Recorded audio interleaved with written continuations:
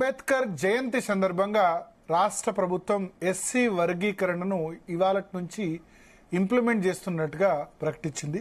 దీనికి సంబంధించి మంత్రివర్గ ఉపసంఘం ముఖ్యమంత్రి రేవంత్ రెడ్డికి అధికారిక ఉత్తర్వుల్ని కూడా అందజేసింది.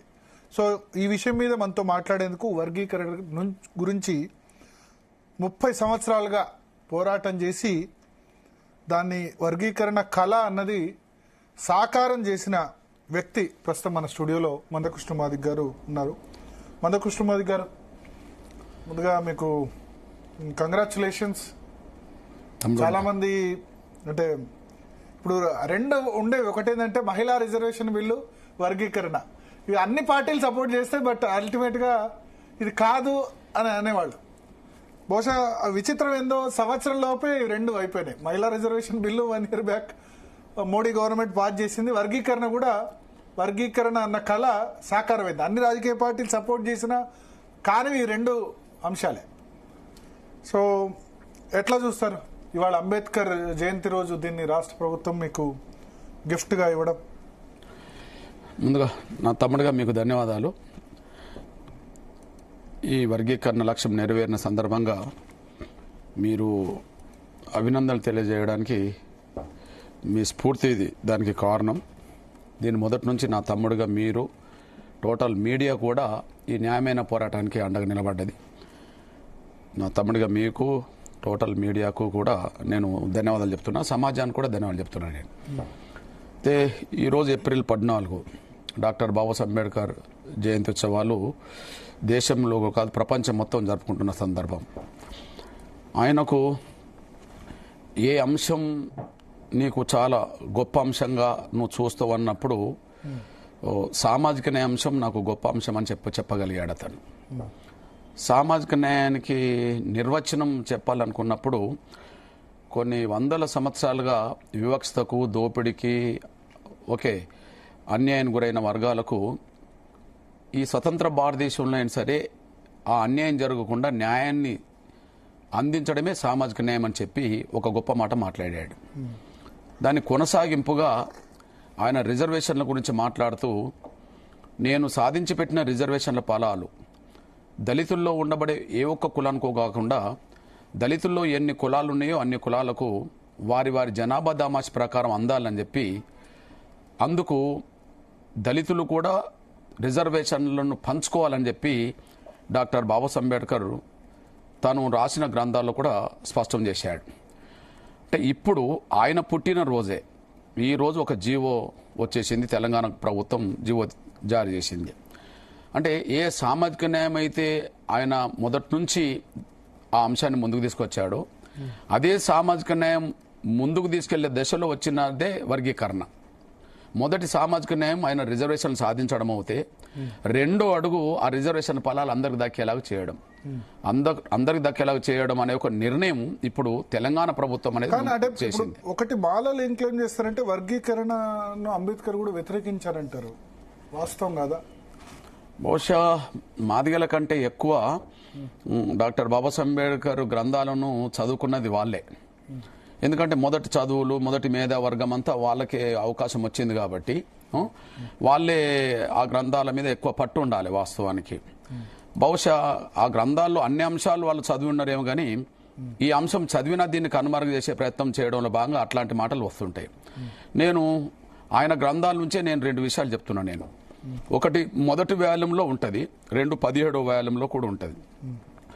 17వ వ్యాలంలోమో 1936లో దాదర్ వద్ద మాతంగుల సభ పెడితే ఆ మాతంగుల సభకు మహార్ ప్రతినిధిగా ఉండబడే డాక్టర్ బాబాసాహెబ్ అంబేద్కర్ దాంట్లో ముఖ్య అతిథిగా పాల్గొంటాడు. అప్పుడు వాళ్ళు అడుగుతారు, ఇక్కడ మాలమాదిగ లాగానే అక్కడ మాతంగు మహార్లు ఉంటారు ఆడ. అక్కడ అడుగుతారు, మీరు సాధించబోయే దాంట్లో మాకేమన్నా న్యాయం జరుగుతుందా అంటే ఆయన అంటాడు, మన 2 కులాల మధ్యలో కూడా సాంఘిక అసమానతలు ఉన్నప్పటికీ మనం సమాజం దృష్టిలో అంటరాని వాళ్ళము, ఏదైనా అవకాశం వస్తే అందరం పంచుకుందామని చెప్పి నన్ను నమ్మండి, నేను అన్నిటికీ న్యాయం చేసే విధంగా పంచిస్తానని చెప్పి ఆయన మాట్లాడడం జరిగింది. పంచడమే కదా వర్గీకరణ అంటే. అదే సమయంలో మొదటి వ్యాలంలో స్పష్టంగా ఉన్నది, నేను సాధించిన రిజర్వేషన్ల ఫలాలు దళితుల్లో ఉండబడి ఏ ఒక్క కులం కూడా తమ జనాభా కంటే మించి పొందొద్దు, అలా తమ జనాభా కంటే మించి పొందితే ఇతర దళిత కులాలకు అన్యాయం జరిగినట్టు అవుతుంది. కాబట్టి జనాభా దామాస్ ప్రకారమే వెనుకబాటును ఆధారం చేసుకొని ఖచ్చితంగా ఆ రిజర్వేషన్ ఫలాలు డివైడ్ చేయాలి, పంచుకోవాలని చెప్పి ఆయన మాట్లాడడం జరిగింది.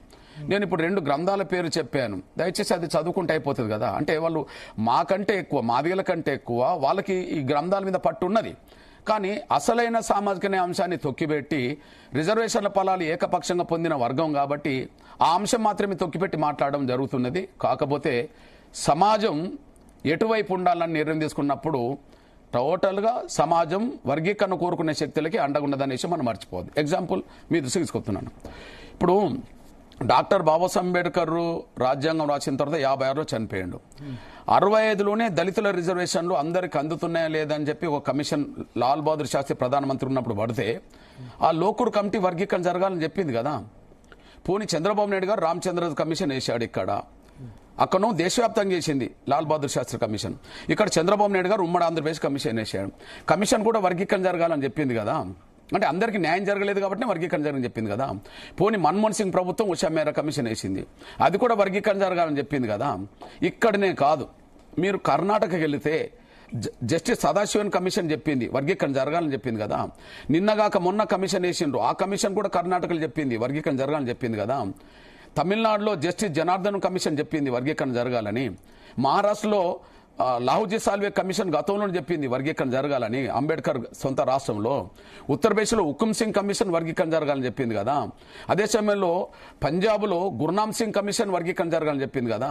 హర్యానాలో నిన్నగాక మొన్న ఎస్సీ వర్గీకరణ మీద వేసిన కమిషన్ కూడా, ఎస్సీ కమిషన్ కూడా వర్గీకరణ జరగాలని చెప్పింది కదా. సేమ్ టైం అన్ని రాజకీయ పార్టీలు వర్గీకరణకు సపోర్ట్ గానే ఉన్నాయి కదా. ఇప్పుడు మీరు అన్నారు కదా, ఏది మహిళా బిల్లుకు వర్గీకరణ బిల్లుకు అన్ని పార్టీలు సపోర్ట్ ఉన్నాయి, కానీ వెంటనే న్యాయం జరగలేదు, అంతిమంగా జరిగింది. స్థాపించిన బీఎస్పీ సపోర్ట్ లేదు. ఓకే, పార్టీ నేనేంటంటే మొత్తం అంటే అనుకునే పార్టీ. నేను ఒక విషయం చెప్పాను. అందుకనే ఎప్పుడైతే సామాజిక న్యాయం అనే అంశానికి బీఎస్పీ దూరమైందో అది బలహీనపడ్డది. మీరు గమనించాల్సిన విషయం ఏంటంటే, ఇప్పుడు కాన్షీరామ్ గారు ఏర్పాటు చేసిన పార్టీలో కాన్షీరామ్ గారు ఎప్పుడు వర్గీకరణ వ్యతిరేకించలేదు, మనం మర్చిపోవద్దు. సపోర్ట్ చేశారైనా, ఆయన సపోర్ట్ బహిరంగ చేయకపోయినా వ్యతిరేకించలేదు. నేను కలిసినప్పుడు ఏమన్నాడంటే, నేను రాజ్యాధికార పోరాటంలో ఉన్నాను, మీరు ఉన్నదాన్ని పంచుకునే పోరాటంలో ఉన్నాను, మీ పోరాటానికి నేను అడ్డు తగల. ఎందుకు అడ్డు తగలనంటే, నా సొంత రాష్ట్రమైన పంజాబ్లో 1974 నుంచే వర్గీకరణ అమలు జరుగుతుంది. చెమార్లు చెమారేతరుల మధ్యలో రిజర్వేషన్ ఫలాలు పంచి ఉన్నాయి కాబట్టి నా సొంత రాష్ట్రంలో వర్గీకరణ అమలు జరుగుతున్నప్పుడు నేను మీ రాష్ట్రంలో వర్గీకరణ వ్యతిరేకించే అవకాశం నాకు లేదు. కాకపోతే నా పోరాటం రాజ్యాధికారం కాబట్టి నేను దాని వైపు వెళ్తా ఉన్నాడు. అంటే ఆయన వర్గీకరణ వ్యతిరేకించలేదు, మనకు స్పష్టంగా అర్థమవుతుంది. అదే సమయంలో ఆయన నినాదం ఏంటిది, ఎవరి జనాభా ఎంత వాళ్ళ వాటంతా అని చెప్పి కాన్షీరామ్ నినాదం, బహుజన సమాజ్ పార్టీ నినాదం ఉన్నది కదా. ఇప్పుడు మాదిగలు కోరుతున్నా, ఏ రాష్ట్రంలో ఏ కులం కోరుతున్నా కూడా వాళ్ళ జనాభా ఎంత వాళ్ళ వాటర్ అవ్వాలని కోరుకుంటుండ్రు కదా. ఇది కాన్షీరామ్ నిర్ణయానికి, కాన్షీరామ్ దృక్పథానికి అనుగుణమైందే కదా, ఎవరి జనాభా ఎంత వాళ్ళ వాటర్ అవ్వడం అనేది.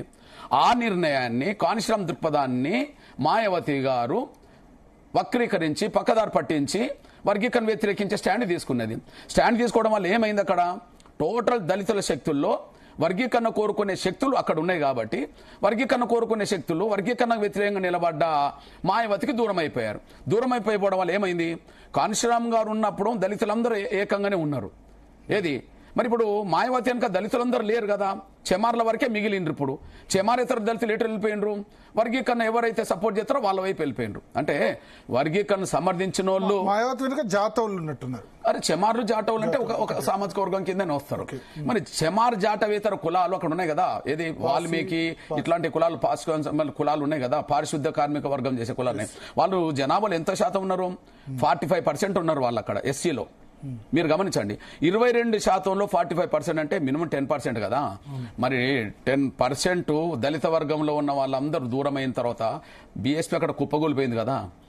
కాన్షీరామ్ ఉన్నంత వరకు బలంగా ఎందుకు ఉన్నది, ఇప్పుడు ఎందుకు బలహీనపడ్డది అక్కడ మీరు గమనించండి.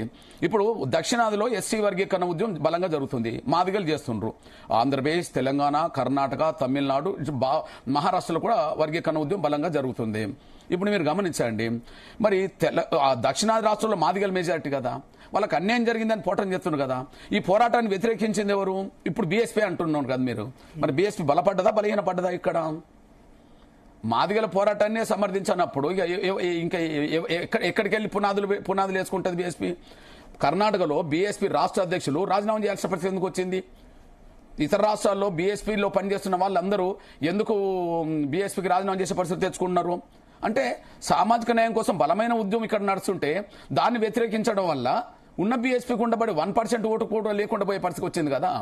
అందువల్ల కాన్షిరామ్ గారి నిర్ణయాన్ని దృక్పథానికి అసలు మాయావతి తుంగలు దొక్కిందనేసి రుజువైన అవుతుంది కదా. అందువల్లనే వాళ్ళు బలహీనపడ్డది. ఆ విషయం మర్చిపోవద్దు. సార్ ఒకటి చెప్పండి, ఇప్పుడు ఇవాళ వర్గీకరణ ఇంప్లిమెంట్ అయింది, అయినా పూర్తి ఆనందంతో ఎందుకు లేరు మందకృష్ణ మాదిగా? సంబరాలు చేసుకోవాలి కదా, టపాసులు కాల్చాలి కదా, లేకపోతే చేయాలి కదా, అది ఎందుకు ఆ విధంగా ఎందుకు పిలుపునివ్వలేదు? ఓకే, మేమేంటంటే మనం గమనించాలి, 30 సంవత్సరాల కళ 30 సంవత్సరాల మధ్యలో కొన్ని రోజులు ఇంప్లిమెంట్ అయింది, అసలు దక్కుతుందా లేదా అనుకునే సిచ్యువేషన్ కూడా వచ్చింది. 30 సంవత్సరాల కళ ఇది మూడో విజయం. 94లో ఉద్యమం మొదలు పెడితే 97లోని చంద్రబాబు నాయుడు గారు వర్గీకరణ చేశాడు. అది కొన్ని నెలల పాటు అమల్లో జరిగింది. కొన్ని వందల అవకాశాలు అప్పుడు వచ్చేసినాయి. తోడుతో 99 నవంబర్ నాటికి రాష్ట్రపతి ఆమోదంతో 2000 సంవత్సరంలో చట్టం వస్తే 2004 నవంబర్ వరకు వర్గీకరణ అమలు జరిగింది. అప్పుడు వేలాది ఉద్యోగ అవకాశాలు వచ్చేసినాయి. తర్వాత మళ్ళీ సుప్రీంకోర్టుకి వెళ్ళి దీన్ని రద్దు చేపిస్తే 20 సంవత్సరాల తర్వాత మళ్ళీ అదే సుప్రీంకోర్టులో మళ్ళీ వర్గీకరణ అంశం క్లియర్ అయిపోయింది. ఇప్పుడు ఇది మూడో విజయం. ఇప్పుడు ఏంటంటే ఈ విజయం మాకు దక్కుతున్న సమయంలో కదా మా అవకాశాలన్నీ దోషి ఇప్పటికే మాలాలు కట్టబెట్టడం జరిగింది. మీ దృష్టికి తీసుకొస్తున్నా నేను. వర్గీకరణ జరిగే క్రమంలో కొంత మా పర్సెంటేజ్ తగ్గించడానికి కుట్రలు జరిగినాయి. వర్గీకరణ ఒకవైపు జరుగుతుందని చెప్తున్న దశలోనే వర్గీకరణ లేకుండానే వేలాది ఉద్యోగాలు భర్తీ చేయడం జరిగింది. మీరు గమనించండి, అంత స్పీడ్గా భర్తీ చేయాల్సిన అవసరం ఎందుకు వచ్చింది? ఆగస్టు 1వ తారీఖు నాడు తీర్పు వచ్చింది. ఇప్పుడు ఏప్రిల్ 14 ఉన్నాం, అంటే దాదాపు 8 నెలలు గడిచిపోయింది కదా. ఈ 8 నెలల్లో మినిమం 40,000 ఉద్యోగాలు వివిధ డిపార్ట్మెంట్లో భర్తీ చేశారు. అంటే రేవంత్ రెడ్డి వాళ్ళు సంవత్సరంలో 2 లక్షల ఉద్యోగాలు భర్తీ చేస్తామన్నారు. వాళ్ళు కాంగ్రెస్ ఉద్యోగ క్యాలెండర్ అనౌన్స్ చేసి సంవత్సరంలో 2 లక్షల ఉద్యోగాలు భర్తీ చేస్తామని హామీ ఇచ్చారు. ఆ జేనందుకే ఆల్రెడీ బీఆర్ఎస్ తిడుతుంది ఏవి 2 లక్షల ఉద్యోగాలు అని వాళ్ళు అంటున్న పరిస్థితి. అందుకోసం చేసి ఉండొచ్చు. అందుకోసం చేసుకుంటే నువ్వు బీసీల రిజర్వేషన్లు ఇచ్చేసాయి, ఇబ్బంది ఏమి లేవు. నువ్వు ఈడబ్ల్యూసీ రిజర్వేషన్లు ఇచ్చేసాయి, ఇబ్బంది ఏం లేదు. ఎస్టీ రిజర్వేషన్లు ఇచ్చేసాయి, ఇబ్బంది ఏం లేదు. ఓపెన్ కోట కూడా భర్తీ చేసే ఇబ్బంది ఏం లేదు. మరి ఎస్సీ వర్గీకరణకు గతంలో నోటిఫికేషన్ కూడా వర్తింపజేస్తా అన్నావు కదా. నువ్వు గత నోటిఫికేషన్ కూడా వర్గీకరణ వర్తింపజేసి నువ్వు ఉద్యోగాలు భర్తీ చేస్తున్నావు కదా. మరి దీన్ని ఆపవచ్చు కదా,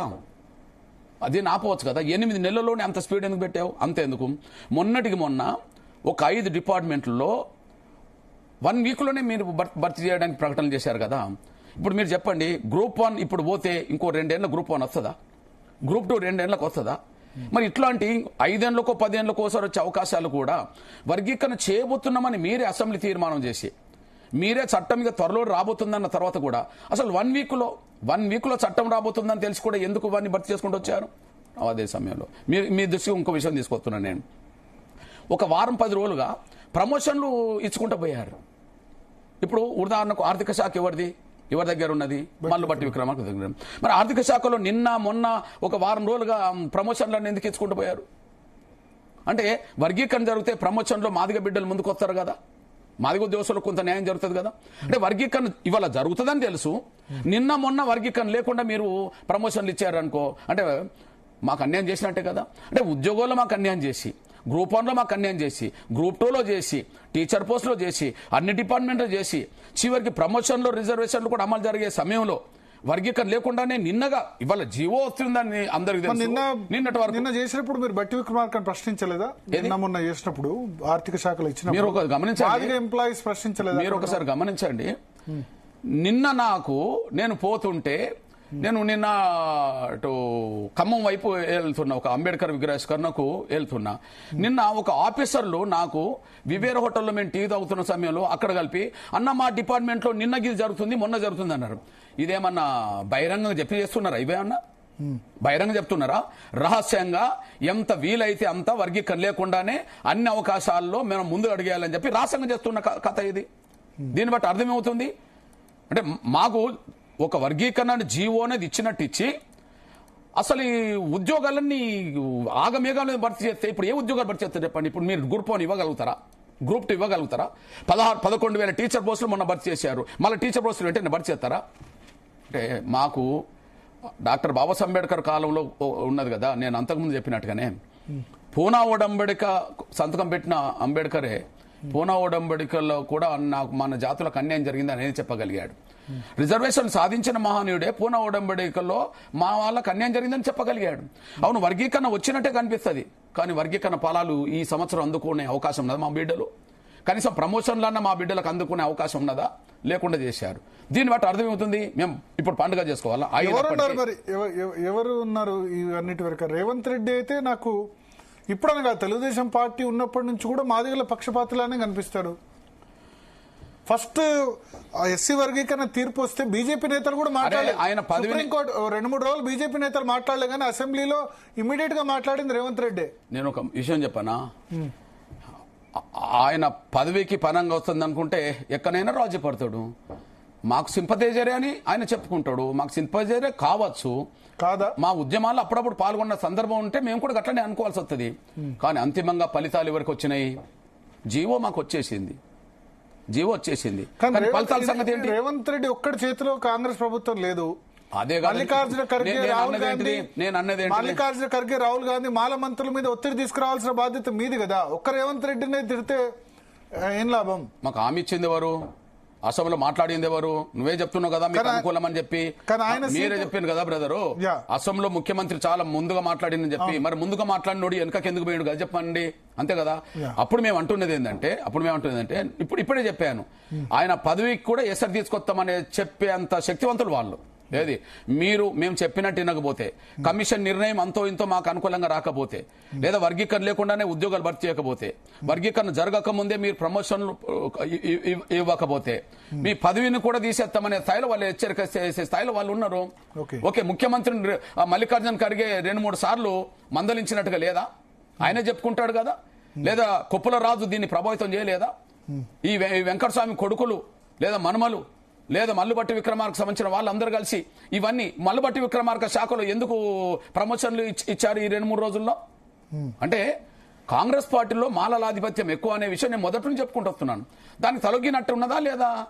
నేను ఇప్పుడు ఏమన్నా, ఆయన ముఖ్యమంత్రి పదవికి ఆయన పనంగా పెట్టుకోకుండానే మాకు వర్గీకరణ చేసినట్టు చేస్తూనే ప్రయోజనాలు అంది ఇప్పుడు వాళ్ళ కట్టబెట్టిందని చెప్పదలుచుకున్నాం. వాస్తవమా కాదా చెప్పండి మీరే. అదే సమయంలో కొంత మాకు అసంతృప్తి ఉన్నా, కొంత మాకు ఆవేదన ఉన్నా, 30 ఏళ్ల పోరాటానికి తగ్గిన ఫలితం వర్గీకరణ కాబట్టి ఓకే, 1% 1% భవిష్యత్తులో ఎప్పుడైనా మేము మళ్ళా నిలబెట్టుకునే అవకాశం ఉంటుంది అనే విషయం మాకు తెలుసు. కాకపోతే ఇప్పుడు అవకాశాలన్నీ కోల్పోయి ఇప్పుడు మాకు జీవో వచ్చేసింది. అయినప్పటికీ రాబోయే తరాల కన్నా ఉపయోగపడుతుంది దాని మీద మేము ఖచ్చితంగా వేడుకలు జరుపుకోవాల్సిందే. ప్లీజ్, మేము వేడుకలు జరుపుకోవాల్సింది. వేడుకలు జరుపుకోవాలంటే మేము ఏం చేయాలా? ప్రదర్శన పెడతాం. ఆ ప్రదర్శనే లక్షల డప్పుల ప్రదర్శన ఉంటుంది. లక్షల డప్పుల ప్రదర్శన ఉంటుంది, ఖచ్చితంగా ఉంటుంది. 30 ఏళ్ల పోరాటం విజయం సాధించినందుకు గుర్తుగా లక్షల డప్పుల ప్రదర్శన ఉంటుంది. ఇప్పుడు మొన్న మా డప్పుల ప్రదర్శనకు పర్మిషన్ ఇవ్వలే. ఎందుకు ఇవ్వలే? అది డిమాండ్ గా ఉన్న రోజుల్లో కాబట్టి, వర్గీకరణ డిమాండ్ ఉన్న రోజుల్లో కాబట్టి, ఆ డిమాండ్ మీద లక్ష డప్పులు వస్తే ఇక్కడ అసంతృప్తి లేదా ఏదన్నా రోడ్డు మీదకి వస్తారనే భయంతో గవర్నమెంట్ ఇవ్వలేదు అనుకుందాం. మరి ఇప్పుడు మేము విజయం సాధించినందుకు గుర్తుగానే మేము ప్రదర్శన పెట్టుకుంటాం కదా. రేపు పర్మిషన్ అడుగుతా నేను. లక్షల డప్పులతోటే మా సంతోషాన్ని వ్యక్తం చేస్తాం. 30 ఏళ్ల పాటు విజయం సాధించిందని చెప్పి మేము పర్మిషన్ అడుగుతాం. పర్మిషన్ ఇవ్వాలి మాకు ఈసారి గవర్నమెంట్. ఎప్పుడు పెడదాం అనుకుంటున్నారు? ఖచ్చితంగా ముందు గవర్నమెంట్ దగ్గర మొత్తం డీజీపీని కలుస్తాం, ఇక్కడ ఉండబడే హైదరాబాద్ కమిషనర్ కలుస్తాం. కమిషనర్ కలిసి మాకు హైదరాబాద్ లోనే ఖచ్చితంగా ట్యాంక్ బండ్ పరిసర ప్రాంతాల్లోనే మా ప్రదర్శనకు అవకాశం అని కోరుతాం. ట్యాంక్ బండ్ పరిసర ప్రాంతాల్లోనే. ఎందుకు ఇవ్వరు? నిన్న మొన్న మేము అడిగినప్పుడు ట్రాఫిక్ ఇబ్బంది, ఓకే ట్రాఫిక్ ఇబ్బంది, ఆ ఇబ్బంది ఈ ఇబ్బంది అవుతుంది, ఇదంతా చెప్పారు. మరి నిన్న వక్తు చట్టానికి వ్యతిరేకంగా మరి ముస్లింలందరూ ఎక్కడ ప్రదర్శన చేశారు? ముస్లింలందరూ ఎక్కడ దీక్షలు చేశారు? ఎన్ని గంటల పాటు మొత్తం అదైపోయింది. అక్కడ పీసీ అధ్యక్షుడు పాల్గొన్నాడా లేదా? అంటే గవర్నమెంట్ నడుపుతున్న పార్టీ వాళ్ళే అక్కడ మాత్రం ట్యాంక్ బండ్ కాడ మాత్రం ధర్నాలు చేయవచ్చు. ఓకే, ముస్లింలందరినీ అక్కడ కూడగట్టి మొత్తం ట్రాఫిక్ అంతా జామ్ చేయవచ్చు. మరి అది మాదిగలకు వర్తించదా? రేపు అడుగుతాం, ఖచ్చితంగా అడుగుతాం. అంటే విధ్వంసం జరిగితే మళ్ళీ ప్రాబ్లం కదా. ఏమి విధ్వంసం ఏమైనా జరిగితే ప్రాబ్లం అయ్యే అవకాశం ఉంది కదా. మాదిగ దండోరా ఎప్పుడన్నా అదే అంతకుముందు చలో మిలియన్ మార్చ్ లాగా ఎప్పుడన్నా విధ్వంసం చేసిన చరిత్ర ఉన్నదా? ఒకసారి గాంధీ భవన్ ఇష్యూ అయింది కదా, గాంధీ భవన్ అప్పుడు తగలబెట్టారు. గాంధీ భవన్ లో నేను హైదరాబాద్ గాంధీ సభ విషయం చెప్తున్నాను. హైదరాబాద్ కు లక్షల మంది వచ్చారు, లక్షల మంది పోయారు. మేము పర్మిషన్ తీసుకొని లక్షల మందితో సభలు పెట్టాము, తిరిగి పంపాము. గానీ ఆ సభలు పెట్టినప్పుడు ప్రదర్శన చేసినప్పుడు ఎప్పుడన్నా ఒక వీసమెత్తు నష్టం ఒకటి రెండు సార్లు జరిగింది. మీరు అప్పుడు నాకు గుర్తుంది, పరేడ్ గ్రౌండ్స్ లో రాత్రంతా ఇక్కడే ఉండండి, వెళ్ళిపోవద్దని చెప్పిన సందర్భం ఉంది. నేను ఒక మాట జరిగేంత వరకు. నెక్స్ట్ గాంధీ భవన్ తగలబెట్టిన పరిస్థితి గుర్తుపెట్టుకో. డిమాండ్ ఉన్నప్పుడు శాంతియుతంగా ప్రదర్శన చేసిన మాట వాస్తవమే కదా. కానీ శాంతియుతమైన ప్రదర్శన చేసినప్పుడు నిన్న ముస్లింలు వచ్చారు, ఒక 2-3 గంటల పాటు ట్యాంక్ బండ్ కూర్చున్నారు. అది నిరసన కాదా? శాంతియుతంగా జరిగిందా లేదా? గట్లనే మేము శాంతియుతంగా జరిగిన సందర్భాలు 30 ఏళ్ల పాటు ఉన్నది. ఎక్కడన్నా అది చేశామా? గాంధీ భవన్ ఘటన అంటామా? అరే ఆవేదనతో ఉన్న మా పిల్లలు ప్రదర్శన రోజు కాదు కదా, వర్గీకరణ చేస్తామని మోసం చేసిన రోజు సోనియా గాంధీ గారు సభ పెడుతుంటే మమ్మల్ని మోసం చేసి ఇక్కడ సభ పెడతారా అని చెప్పి ఓ 4-5 పిల్లలు, మా పిల్లలు వెళ్ళి గాంధీ భవన్ ఘటన పాల్పడ్డారు. మేము నష్టపోయినాం, అక్కడ మేము నష్టపోయినాం. ఆ తర్వాత ఎక్కడన్నా ఇట్లాంటి ఘటనలు జరిగినాయా మాకు ఎప్పుడన్నా? మేమే ఆత్మపరిశీలన చేసుకున్నాం. అరే మా బిడ్డలు కోల్పోయాం కదా అని చెప్పి. కానీ 4-5 బిడ్డలు పోయి ఆవేదన ఆగ్రహం వ్యక్తం చేయడం వేరు, లక్షల మంది వచ్చి తిరిగిపోవడం వేరు. మేము లక్షల మంది వచ్చారు, తిరిగిపోయిన సందర్భాలు 30 ఏళ్ల పాటు ఉన్నది కదా, ఎప్పుడన్నా జరిగిందా? అంటే ఇప్పుడు ఈ 30 ఏళ్ళలో 2004 నుంచి 30 ఏళ్ళు అంటే మేజర్గా 20 ఏళ్ళు చాలా అవకాశాలు కోల్పోయిన దాంతో పోలిస్తే ఇప్పుడు ఈ 30-40 వేల ఉద్యోగ అవకాశాలు కూడా చిన్నవే కదా ఈ లాస్ట్ 20 yearsలో 2004 తర్వాత కోల్పోయిన దానిలో. సో ఇక్కడ నుంచైనా ఇప్పుడు న్యాయం జరుగుతుంది కాబట్టి నేను ఒక మాట చెప్పనా, మేము సాధించామనే సంతోషం మాకున్నది కాబట్టిగానే మేము లక్షల డప్పులతో మహాప్రదర్శన పెట్టాలనుకుంటున్నాం.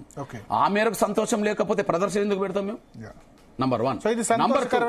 నంబర్ 2 మాకు ఆవేదన కూడా ఉన్నదని చెప్తున్నాం.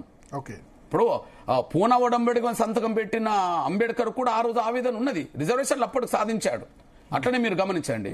ఇప్పుడు తెలంగాణ సాధించామనే సంతోషం మనకు ఉండవచ్చు, కానీ ఎంతో కొంత నష్టపోయిన ఆదివాసులకు సంతోషం ఉంటుందా? భద్రాచలం పరిధిలో 200 గ్రామ పంచాయతీలు మనం కోల్పోయినాం. అంతకుముందు తెలంగాణ సాధించినప్పుడు మన ఉద్యమ నాయకులు ఏం చెప్పారు? భౌగోళికంగా 1 సెంటు భూమిని కూడా మేము ఆంధ్రకి ఇవ్వము అని అన్నారు. 1 సెంటు భూమి కూడా వదులుకోమన్న వాళ్ళు 200 గ్రామ పంచాయతీలు వదులుకున్నప్పుడు ఎవరి వదులుకున్నారు? 7 మండలాల పరిధిలో 200 గ్రామ పంచాయతీలు, లక్షల మంది ప్రజల్ని ఎవరిని వదులుకున్నారు? ఆదివాసీ బిడ్డలను వదులుకున్నారు. తెలంగాణ సంతోషమని ఇక్కడ పండుగలు జరగవచ్చు, భద్రాచలం డివిజన్ పరిధిలో పండుగలు జరిగినాయా? జరగలే. అంటే ఒక పరిష్కారం జరుగుతున్నప్పుడు కూడా అన్యాయం జరిగిన వర్గాలు అంత ఈజీగా సంతృప్తి వ్యక్తం చేయలేవు.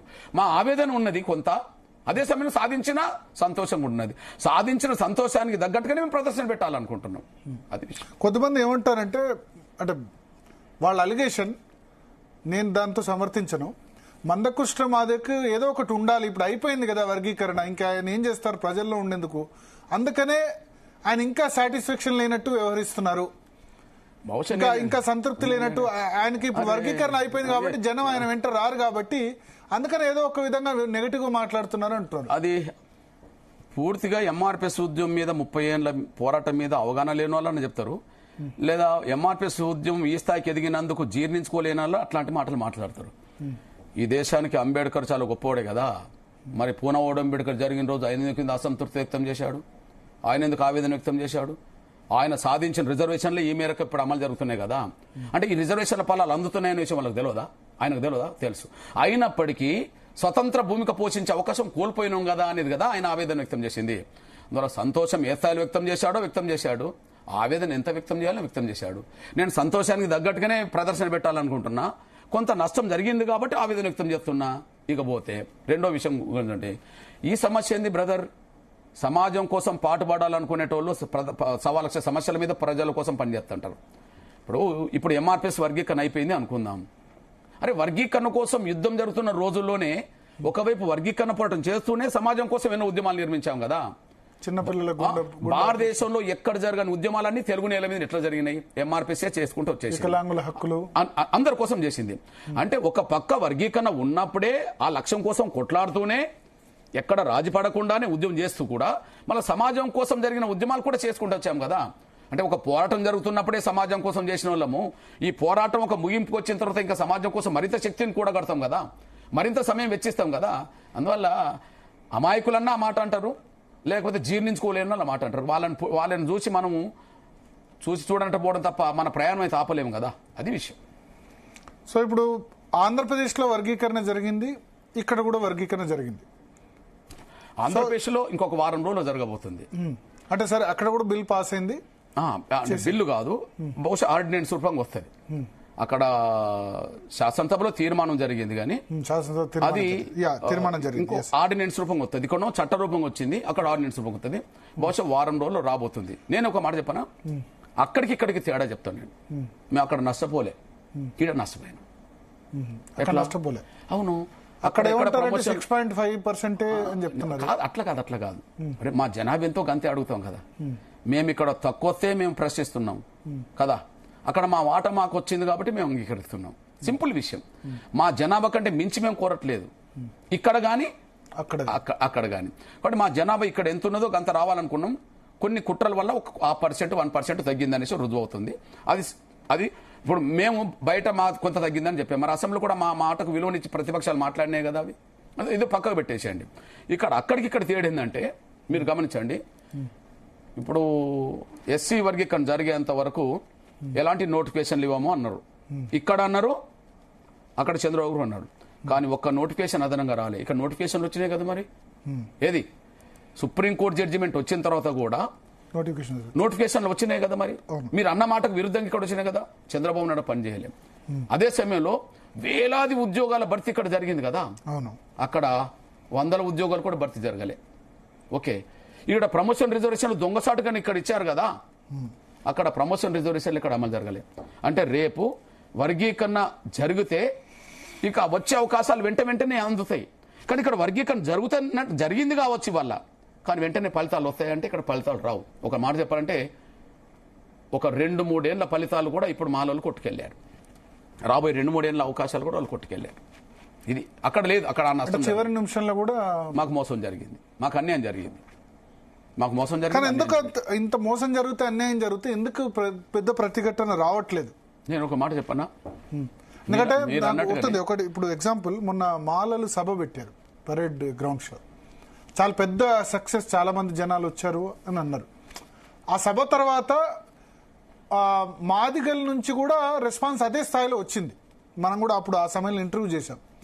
కానీ వర్గీకరణ అయిన తర్వాత మోస్ట్ ఆఫ్ ది పీపుల్ హ్యాపీగా ఉన్నట్టు నాకు అనిపిస్తుంది. అంటే హ్యాపీగా ఉన్నారు కదా. సరే, ఎంఆర్పిఎస్ పిలుపునివ్వలేదు, విజయోత్సవాలు జరపాలని అనుకుందాం.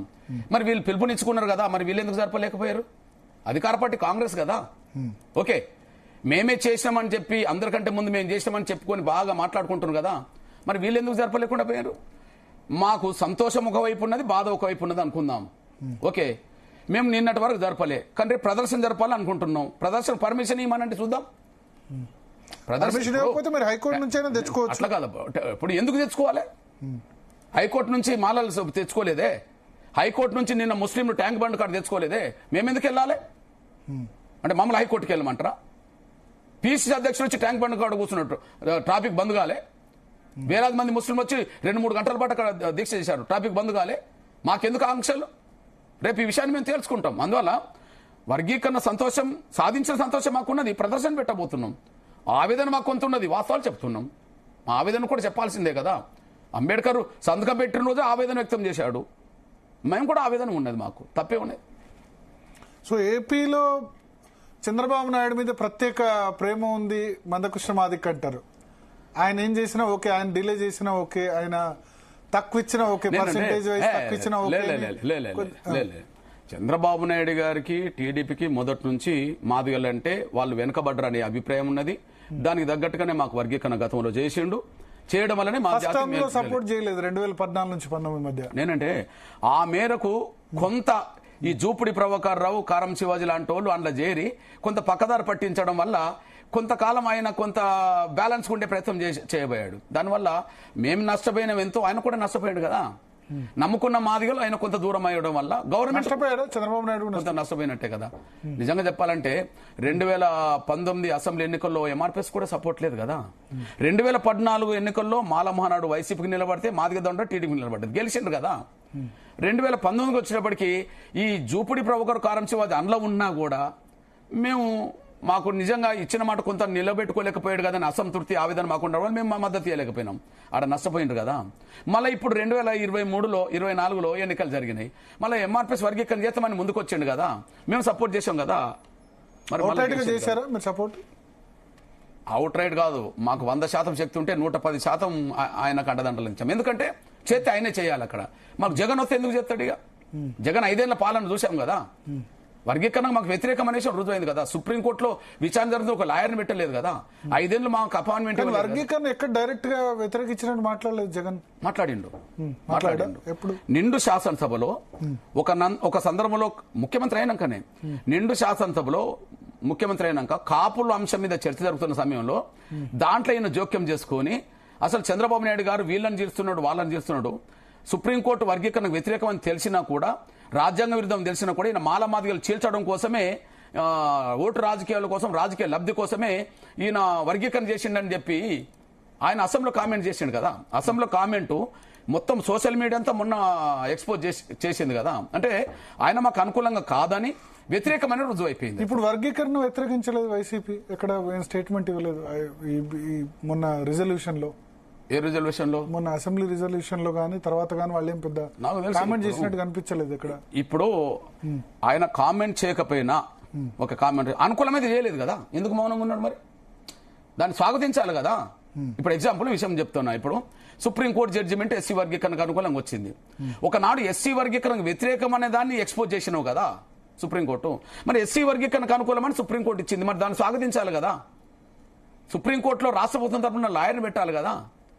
పోనీ చంద్రబాబు నాయుడు గారు సుప్రీంకోర్టు తీర్పును స్వాగతించి అమలు చేస్తా అన్నాడు, మరి నువ్వెందుకు స్వాగతించలేదు? ఎందుకు మౌనంగా ఉన్నాడు?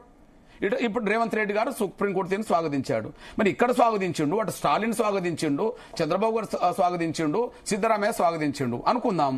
మరి నువ్వెందుకు స్వాగతించలేకుండా పోయినావు? స్వాగతించలేకపోవడం అంటే అర్థం ఏంటి చెప్పండి.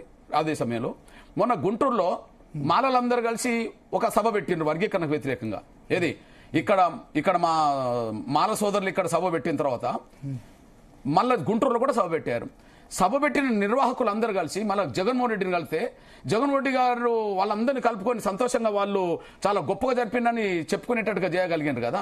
అంటే వర్గీకరణ వ్యతిరేకించడం నువ్వు ప్రోత్సహిస్తున్నావని రుజువైంది కదా. ఇప్పుడు వర్గీకరణ వ్యతిరేకిస్తూ మాట్లాడుతున్నాడు జూపుడి ప్రభాకర్ రావు. ఓకే, మరి ఏ పార్టీలో ఉన్నాడు? ఇప్పుడు ఓపెన్ గానే మాట్లాడుతున్నాడు కదా. అంటే తను మాట్లాడకపోయినా ఆ పార్టీలో ఉన్నోళ్ళు, ఆ పార్టీకి అనుకూలంగా మారేట వాళ్ళందరూ వర్గీకరణ వ్యతిరేకంగా ఉన్నారనేసి రుజువు అవుతుంది. ఆయన మాట్లాడలేకపోవచ్చు, మరి అనుకూలంగా ఎందుకు మాట్లాడలే?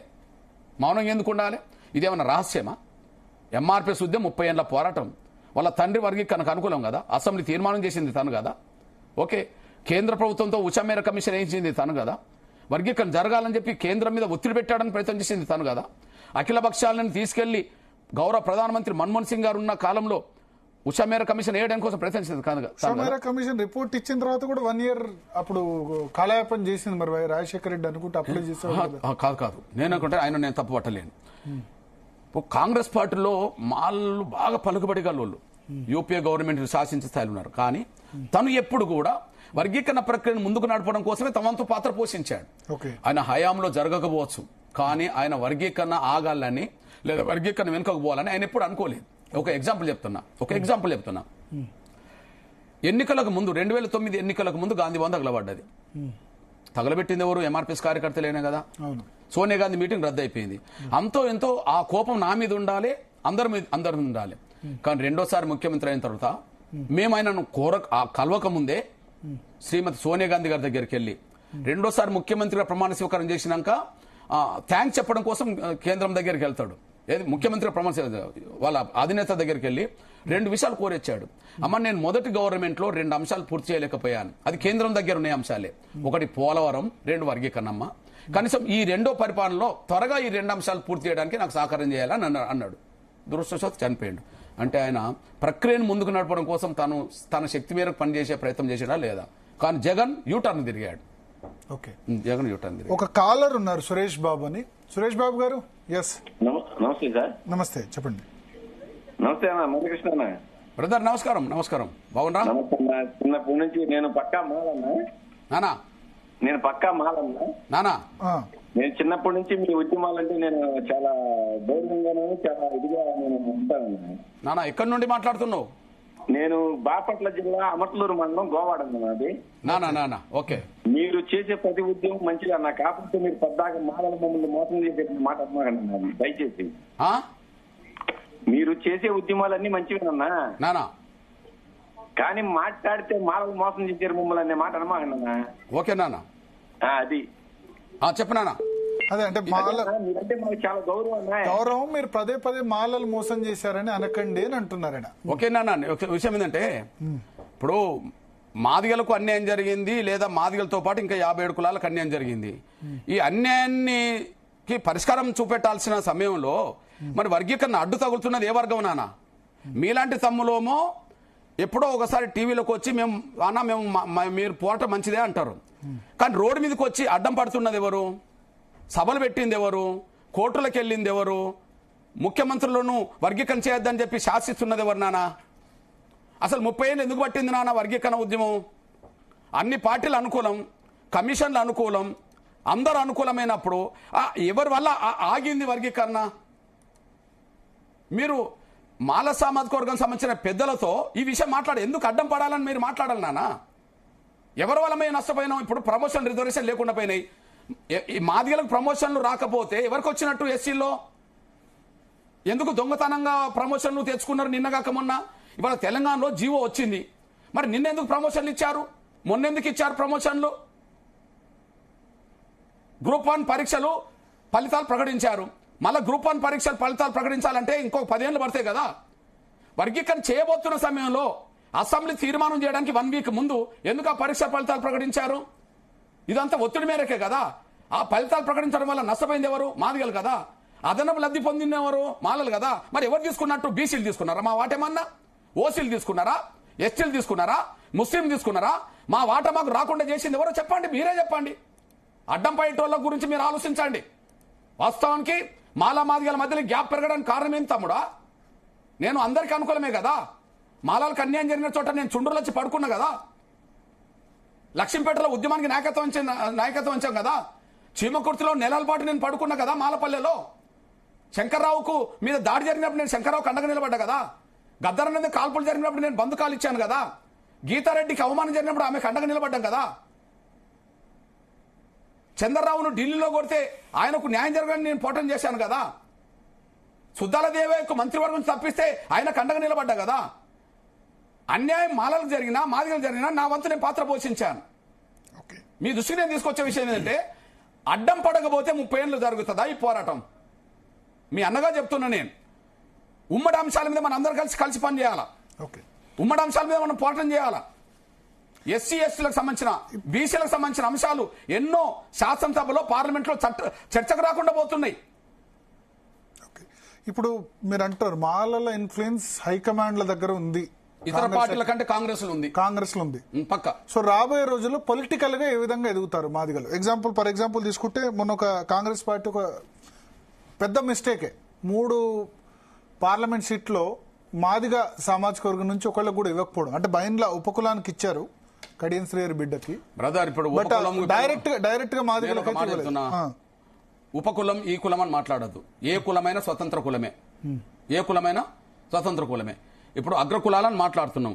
అగ్రకులాలు మాట్లాడితే రెడ్డోళ్ళు 4 మంత్రులు ఉన్నారు. రెడ్డోళ్ళకి ఇస్తే వెలమలకి ఇచ్చినట్ట, వెలమలకు ఒకరు ఉన్నారు. వెలమలకి ఇస్తే వైశ్యులు బ్రాహ్మణులకి ఇచ్చినట్ట, బ్రాహ్మణులకు ఒకరు ఉన్నారు. బ్రాహ్మణులకి ఇస్తే కమ్మలకు ఇచ్చినట్ట, కమ్మలకు ఒకరు ఉన్నారు. అగ్రకులాలు ఎవరి వాట వాళ్ళు తీసుకున్నట్టుగా మీరు చేసుకుంటారు కదా. దళితులు ఏ కులానికి ఆ కులమే కదా. మీరు అనేది కరెక్ట్. 3 పార్లమెంట్ సీట్లలో తెలంగాణ రాష్ట్రంలో అతిపెద్ద జనాభా కులం చెప్పండి. నేను తెలంగాణలో 11% అంటున్నా మాదిగలు, లేదా 10% అన్న తక్కువ చెప్పుకోవాల్సి వస్తుంది కదా. మీరు లెక్క ప్రకారమే 9% మాదిగలు డిసైడ్ చేశారు. ఈ తెలంగాణ గడ్డ మీద ఏదైనా ఒక క్యాస్ట్ 9% జనాభా గల కులం చెప్పండి తమ్ముడు. ఏ కులం లేదు అంత జనాభా. ముదిరాజు ఉండదు, 9% ఉండదు నాన్న, కొంచెం తక్కువ 6, 7, 5 ఏదో ఉంటది. కానీ 9% అయితే లెక్క ప్రకారం ఆ ముదిరాజు 26 లక్షలు అంటారు సింగిల్. మరి ఇది 33 లక్షలు కదా, 32 లక్షలు. అట్లా సింగిల్ క్యాస్ట్ గా అతిపెద్ద జనాభా కులం మాదిగలు కదా. మీరన్నారు కదా నాన్న 3 పార్లమెంట్ సీట్లు ఉంటే కాంగ్రెస్ ఒక్కటి ఇవ్వలేదు కదా. ఓకే, ఒక్కటికి ఇవ్వలేదు కదా. దానివల్ల ఏమైంది? పార్లమెంట్ ఎన్నికలు ఏమైంది? అంతకుముందు 6 నెలల ముందు ప్రభుత్వం వచ్చింది అనుకుందాం. ఏది డిసెంబర్లో ప్రభుత్వం వచ్చింది, జూన్లో మళ్ళా పార్లమెంట్ ఎన్నికలు జరిగినాయి అనుకుందాం. మీ దృష్టికి తీసుకొస్తున్నాం. 64 ఎమ్మెల్యే సీట్లున్న కాంగ్రెస్ పార్లమెంటు సీట్లు 8 గెలిచింది తెలంగాణలో. 8 అసెంబ్లీ సీట్లు ఉండబడే బీజేపీ 8 పార్లమెంట్ గెలిచింది. అవును, ఒక్క సీటు మాకు ఇయ్యకపోతే మాదిగోళ్ళందరిలో ఆవేదన వచ్చేసింది కదా. కానీ ఆ 3 సీట్లు కాంగ్రెస్ గెలిచింది. అరే కాంగ్రెస్ పెద్దపల్లి, వరంగల్, నాగర్కర్నూలు 3 కాంగ్రెస్ గెలిచింది. ఒక్క మాదిగల ఓట్లేస్తేనే అందరు గెలిచినట్టు నేను చెప్పట్లేదు కదా. కానీ మాదిగల ఓటు గెలుపుకు ఉపయోగపడ్డదా లేదా? ఇతర నియోజకవర్గాలు బీజేపీ గెలుపుకు ఉపయోగపడింది. ఎందుకు ఉపయోగపడలే? మా సర్వశక్తులు మేము ఒడ్డాం. మీరు గమనించండి, ఇప్పుడు మాదిగలు నిలబడ్డ నియోజకవర్గంలో అంతకు ముందున్న బీజేపీ ఓటు ఒక 50,000 ఉన్నది అనుకోండి, మరి 3 లక్షల దాకా పెరగడానికి కారణం ఎవరు? మీరన్న ఎస్సీ నియోజకవర్గంలోనే. ఇప్పుడు ఉదాహరణకు పెద్దపల్లి ఉన్నది, మా నేతకాని సోదరుడికి ఇప్పించాను, బీజేపీ ఇచ్చాను అనుకో. అంతకుముందు బీజేపీ పార్లమెంట్ లో ఒక 50,000 ఉన్నదనుకో, మరి ఇప్పుడు 3 లక్షల దాకా పోయింది కదా. ఇప్పుడు వరంగల్ పార్లమెంట్ సీట్ ఉన్నదనుకో, ఒక 70,000 80,000 ఉన్నదనుకో, 3 లక్షల చిల్లర పోయింది కదా. నాగర్ కర్నూలులో 50,000 60,000 ఉన్నదనుకో, 3 లక్షలు పోయింది కదా. పెరిగిందా లేదా? మిగతా కాడ గెలిచిందా లేదా? అందువల్ల ఇప్పుడు మా ఆవేదనకు అర్థం ఉందా లేదా? 3 పార్లమెంట్ సీట్లు ఒకటి ఇవ్వకపోతే కాంగ్రెస్ ఏమనుకుంటున్నట్టు మమ్మల్ని మాదిగలు ఉన్నా ఒకటే లేకపోయినా అనుకోండి. అట్లనే మరి మాదిగల ఆవేదన ఎక్కువైనప్పుడు కాంగ్రెస్ పార్టీ నష్టపోతుంది. ఇక్కడ ఒక కాలర్ ఉన్నారు, శ్యామ్ సుందర్ రెడ్డి గారు ఫోన్ లైన్ లో. ఎస్, శ్యామ్ సుందర్ రెడ్డి గారు. శ్యామ్ సుందర్ రెడ్డి గారు, యా చెప్పండి. శ్యామ్ సుందర్ రెడ్డి గారు చెప్పండి, ఎక్కడి నుంచి మాట్లాడుతున్నారు? వినబడుతుందా శ్యామ్ సుందర్ రెడ్డి గారు?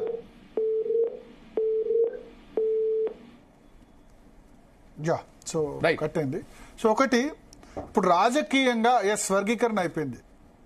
రాజకీయాల్లోనా వర్గీకరణ ఉండదు కదా, పొలిటికల్ వర్గీకరణ అన్నది ఉండదు, జరగదు కూడా. విద్యా ఉద్యోగాల్లో మాత్రం ఉంటుంది. రాజకీయాల్లో కూడా వర్గీకరణ జరిగే రోజు వస్తుందా? ఆ డిమాండ్ వస్తుందా? అది పాసిబులా? ఏది పాసిబుల్ కాదనడానికి అవకాశం లేదు కదా. అడుగుతారా దానిలో కూడా? ఎందుకు అడగరు? ఇప్పుడు ఉదాహరణకు ఇప్పుడు బీసీల కులగన్నను జరిపిండ్రు అంటుండ్రు. ఎందుకు జరిపిండ్రు చెప్పండి? అంటే బీసీల జనాభా ఎంతో తేలితే వాళ్ళ వాటా అంత ఇవ్వాలని కదా. అంతే కదా. అంటే రేపు నిన్నటి వరకు బీసీలకు 27% 28% ఉంటే ఇప్పుడు దాన్ని 42కో 44కో తీసుకురావాలని కదా అంటున్నది. అంటే జనాభా తేలినప్పుడు రుజువైనప్పుడు జనాభా దగ్గర ఇవ్వాలనే కదా. మరి ఇప్పుడు డైరెక్ట్ గా ఎస్సీల్లో మాదిగల జనాభా ఏందో తెలంగాణలో తేలింది కదా. కానీ తెలంగాణ తేలిన దాని ప్రకారమైన మీరు సీట్లు కేటాయింపడైతే జరగాలి కదా. చట్టపరంగా వచ్చే రోజు వస్తుంది, ఆ డిమాండ్ కూడా ఉంటది. ఎందుకు ఉండదు? చట్టపరంగా కూడా డిమాండ్ చేస్తారు. ఎందుకు ఉండదు బ్రదర్? పాసిబుల్ మళ్ళీ దాని మొత్తం రాజ్యాంగం నేనంటే అవసరం. నేను ఒక మాట చెప్పనా, విద్యా ఉద్యోగ రంగాల్లో రాష్ట్ర ప్రభుత్వం ఇచ్చే దాంట్లో ఎవరు వాట వాళ్ళకు దక్కాలని నిర్ణయాలు చట్టాలు వచ్చినప్పుడు దాన్ని ఎక్స్టెండ్ చేసి అది రాజకీయం కూడా దక్కాలని ఎవరైనా కోరుకోవాలి కదా. ఒక దగ్గర న్యాయం చేసి ఇంకో దగ్గర ఇవ్వద్దని చెప్పడానికి అవకాశం లేదు కదా. కాకపోతే ప్రక్రియ ఉంటది కావచ్చు. అవును, ప్రక్రియ మీద కూడా మాట్లాడతాం, ప్రక్రియ మీద కూడా కొట్లాడతాం. ఎందుకు ఆపుతాం? అంతేందుకు? ఇప్పుడు ఎస్సీ వర్గీకరణ ఇప్పుడు జరిగేది స్టేట్ ప్రభుత్వ సర్వీస్ లోనే జరుగుతుంది, ఎడ్యుకేషన్ గానీ ఎంప్లాయ్మెంట్ గానీ. మరి సెంట్రల్ గవర్నమెంట్ లో జరగదు కదా. ఇప్పుడు ఉదాహరణకు ఇప్పుడు ఏబిసిడి వర్గీకరణ బీసీలకు ఉన్నది, ఇక్కడ స్టేట్ ప్రభుత్వ పరిధిలోనే ఉన్నది కానీ సెంట్రల్ లో లేదు కదా. కానీ సెంట్రల్ సర్వీస్ లో కూడా జరగాలని చెప్పి కమిషన్ వేసింది, అదే జస్టిస్ రోహిణి కమిషన్. ఆ రోహిణి కమిషన్ నివేదిక అమలు జరిగితే ఆటోమేటిక్ గా సెంట్రల్ గవర్నమెంట్ సర్వీస్ లో కూడా అమలు జరగడానికి వీలవుతుంది. సేమ్ టైం ఎస్సీ వర్గీకరణ విద్యా ఉద్యోగం అమలు జరగడం ఖాయమైనప్పుడు దీన్ని ఎక్స్టెండ్ చేయాల్సిన బాధ్యత ఎవరికైనా ఉంటుంది. మేము మాట్లాడాల్సిన అవసరం మాకు కూడా ఉంటుంది. టైం పట్టవచ్చు, కానీ పరిష్కారం ఉంటుందా ఉండదా? అదంతే. రాజకీయంగా కూడా ఎందుకు ఉండదు బ్రదర్? కానీ అది చట్టపరంగా రాకముందే ఎవరి జనాభా ఎంతో తేలింది కదా. తేలినప్పుడు దానికి తగ్గట్టుగా మీరు సీట్లు ఇవ్వాలి కదా. ఓకే, సో ఇప్పుడు మీరు అన్నారు most of the political parties dominated by Malas అని. దాన్ని ఎట్లా మీరు తెంచే ప్రయత్నం చేస్తారు? నేనంటే ఇప్పుడు ఎదిగా 2000 నుంచి 2004 మధ్య రిజర్వేషన్ రావడంతో చాలా మంది డాక్టర్లు అయినారు. ఆ సమయంలో ఇంజనీర్స్ చాలా మంది అయినారు. ఇంజనీరింగ్ భూమి ఆ సమయంలో ఉండే. ఇప్పుడంటే ఇంజనీరింగ్ సీట్లు అందరికి దొరుకుతున్నాయి. బట్ 2002 2004 మధ్య తక్కువ ఇంజనీరింగ్ సీట్లు అయినా ఐటీ జాబ్స్ కూడా చాలా మంది వర్గీకరణ ద్వారా బాగా జరిగింది ఫలాలు. సో ఇప్పుడు పొలిటికల్ గా అప్లిఫ్ట్మెంట్ ఎట్లా జరగబోతుంది మాదిగలకు సంబంధించి? నేను ఒక మాట చెప్పానన్నా, ఇప్పుడు మా డిమాండ్లో ఉండబడే చైతన్యం ఏంటంటే మా వాట మాత్రమే అన్ని రంగాల్లో కోరుతున్నామని అర్థం. కదా. ఇప్పుడు ఎడ్యుకేషన్ ఎంప్లాయ్మెంట్ రంగంలో మా వాటా మాకు వచ్చినప్పుడు అన్ని రాజకీయ పార్టీలు ఆ జనాభాకు అనుగుణంగా సీట్లు కేటాయించాల్సిన అవసరం వస్తుంది. చట్టం రావడం వేరు, మీ చేతిలో ఉండబడే అవకాశాలు ఇవ్వడం వేరు. కాబట్టి 9% ఉన్న మాకు ఒక 19 సీట్లు ఎస్సీలు అయితే మాకు ఆ 15% తగ్గట్టుగా 19 అసెంబ్లీ సీట్లు ఉన్నాయి. కాబట్టి ఆ 19లో మాకు 9% అయితే రావాలి కదా 15%లో కదా. అంటే 19లో మీకు 11, 12, 13 వస్తాయి, 13 పైకి వస్తాయి కదా. ఇప్పుడు అంతమంది లేనట్టున్నారు ఎమ్మెల్యే లేరు కదా. కానీ రేపు జనాభా తేలింది కాబట్టి మా పర్సెంటేజ్ వాళ్ళు ఇవ్వాల్సిన అవసరం వస్తుంది కదా. రాజకీయ పార్టీలు ఇవ్వాల్సి ఎవరైనా ఇవ్వాల్సి వస్తుంది. ఇవ్వకపోతే ఏమవుతుంది, ఇవ్వని పార్టీని మాదిగలు దూరం అవుతారు. ఇప్పుడు నిన్న మాకు ఒక్క సీట్ ఇవ్వలేదని కదా మాదిగలు దూరం అయింది కాంగ్రెస్ కు. పార్లమెంట్ ఎన్నికల సమయంలో పూర్తిగా దూరం అయింది కదా. అంటే ప్రజలు చైతన్యవంతమైనప్పుడు ఎవరు మాకు న్యాయం చేస్తుండ్రు, ఎవరు మాకు అన్యాయం చేస్తుండ్రు అనే విషయం ఆలోచించే స్థాయి వచ్చినప్పుడు న్యాయం చేసే వాళ్ళకు దగ్గర అవుతారు, అన్యాయం చేసే వాళ్ళకు దూరం అవుతారు. సింపుల్ విషయం. మల్లికార్జున ఖర్గే మాల కదా, ఆయన ఇప్పుడు కాంగ్రెస్ పార్టీ జాతీయ అధ్యక్షుడిగా ఉన్నారు. సుప్రీంకోర్టు తీర్పు వర్గీకరణ రాగానే ఫస్ట్ ఆయన ఖండించారు కదా. క్రిమిలేయర్ అని చెప్పారు, లేకపోతే దీన్ని కూడా అడ్డం పెట్టి దీన్ని ఆపే ప్రయత్నం చేశారు. క్రిమిలేయర్ అనేది గవర్నమెంట్ తెల్లారే చెప్పేసింది.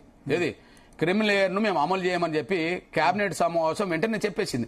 అయినప్పటికీ దాన్ని అడ్డం పెట్టి అసలు ఎస్సీ వర్గీకరణ జరగకుండా అడ్డుకోవడానికి ఆయన పావులు కదిపే ప్రయత్నం చేశాడు. అసలు ఎస్సీ వర్గీకరణ ఇష్టం లేదు ఆయనకు. కానీ సమాజం దృష్టిలో క్రిమిలేయర్ మేము వ్యతిరేకిస్తామని చెప్పడం జరిగింది.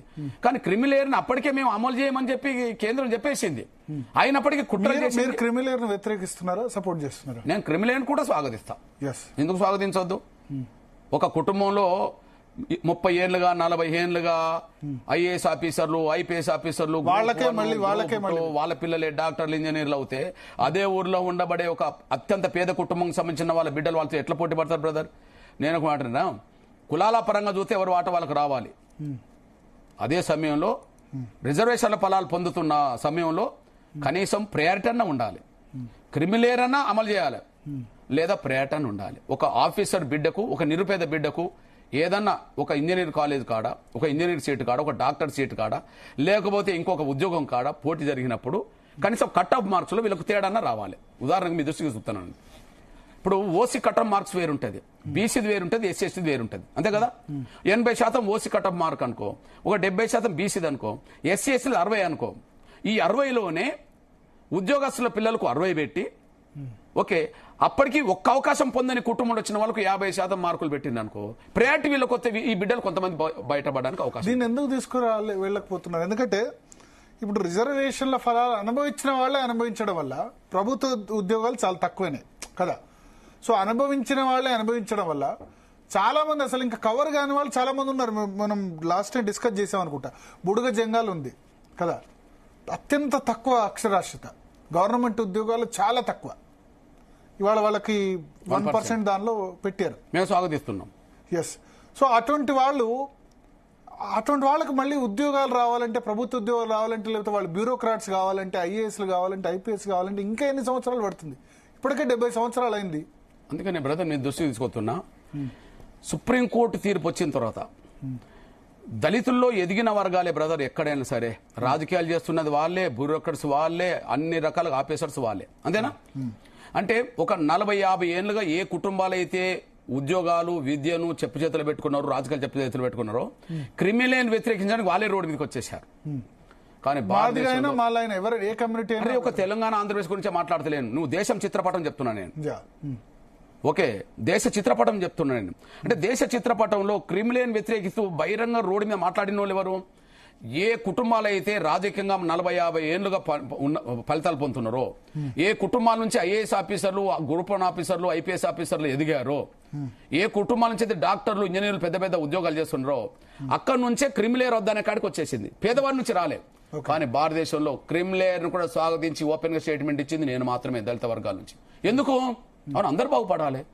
అందరు బాగుపడాలన్నప్పుడు పొందినోళ్ళ కుటుంబాల నుంచే 4 సార్లు పొందితే, పొందినోడు అక్కడనే పూరి గుడిసెలో జీవిస్తున్నాడు కదా, వాళ్ళ తల్లిదండ్రులు కూలి చేసుకుంటుండ్రు కదా, మరి ఆ బిడ్డలు ఎప్పుడు రావాలి? నేను ఎప్పుడు న్యాయం పక్షాన్ని ఉంటా బ్రదర్. వీళ్ళు ఏమనుకుంటున్నారు? క్రిమిలేయర్ ను ఈ పేద కుటుంబాలు ఎవరైతే జరుగుతున్నాయో, ఎవరైతే లబ్ధి పొందని వాళ్ళు ఉన్నారో వాళ్ళు ఎందుకు దాని గురించి పెద్ద ఉద్యమం జరగట్లేదు, దాన్ని ఎందుకు సపోర్ట్ చేయట్లేదు? నేను ఒక విషయం లబ్ధి పొందిన వాళ్ళకంటే లబ్ధి పొందని వాళ్ళే ఎక్కువ మంది ఉన్నారు కదా. నిజమే. ఇప్పుడు ఎవరో ఒకరు నడుమింగించాలి బ్రదర్. ఇప్పుడు ఎస్సీ రిజర్వేషన్లలో, ఉమ్మడి రిజర్వేషన్లలో మాదిగలకు అన్యాయం జరిగింది అనేది స్వాతంత్రం వచ్చిన కాంచి కొంత అభిప్రాయము, ఆవేదన ఉన్నదే కాదు. దశాబ్దాల తర్వాత ఆవేదన ఉన్నమాట వాస్తవమే. కానీ దానికి ఉద్యమ రూపం వచ్చినాకనే కదా ఆ జాతి, ఆ సమాజం కదిలింది, సొసైటీ మద్దతు ఉన్నది. ఎక్కడైనా ఆవేదన ఎంతమందిలో ఉన్నా ఆవేదనకు రూపం ఇచ్చే విధంగా నాయకత్వము, ఉద్యమం వచ్చినప్పుడు అందరు బయటకు వస్తారు. బహుశా ఈ ఆవేదన కూడా సామాన్యుల్లో ఉన్నది. ఆవేదనకు తగ్గట్టుగా మాట్లాడిన రోజు ఈ ఉద్యమానికి కూడా మందకృష్ణ మాదిగ నాయకత్వం వహిస్తారు. నా ముందు ఓ 5-10 అంశాలు ఉన్నాయి.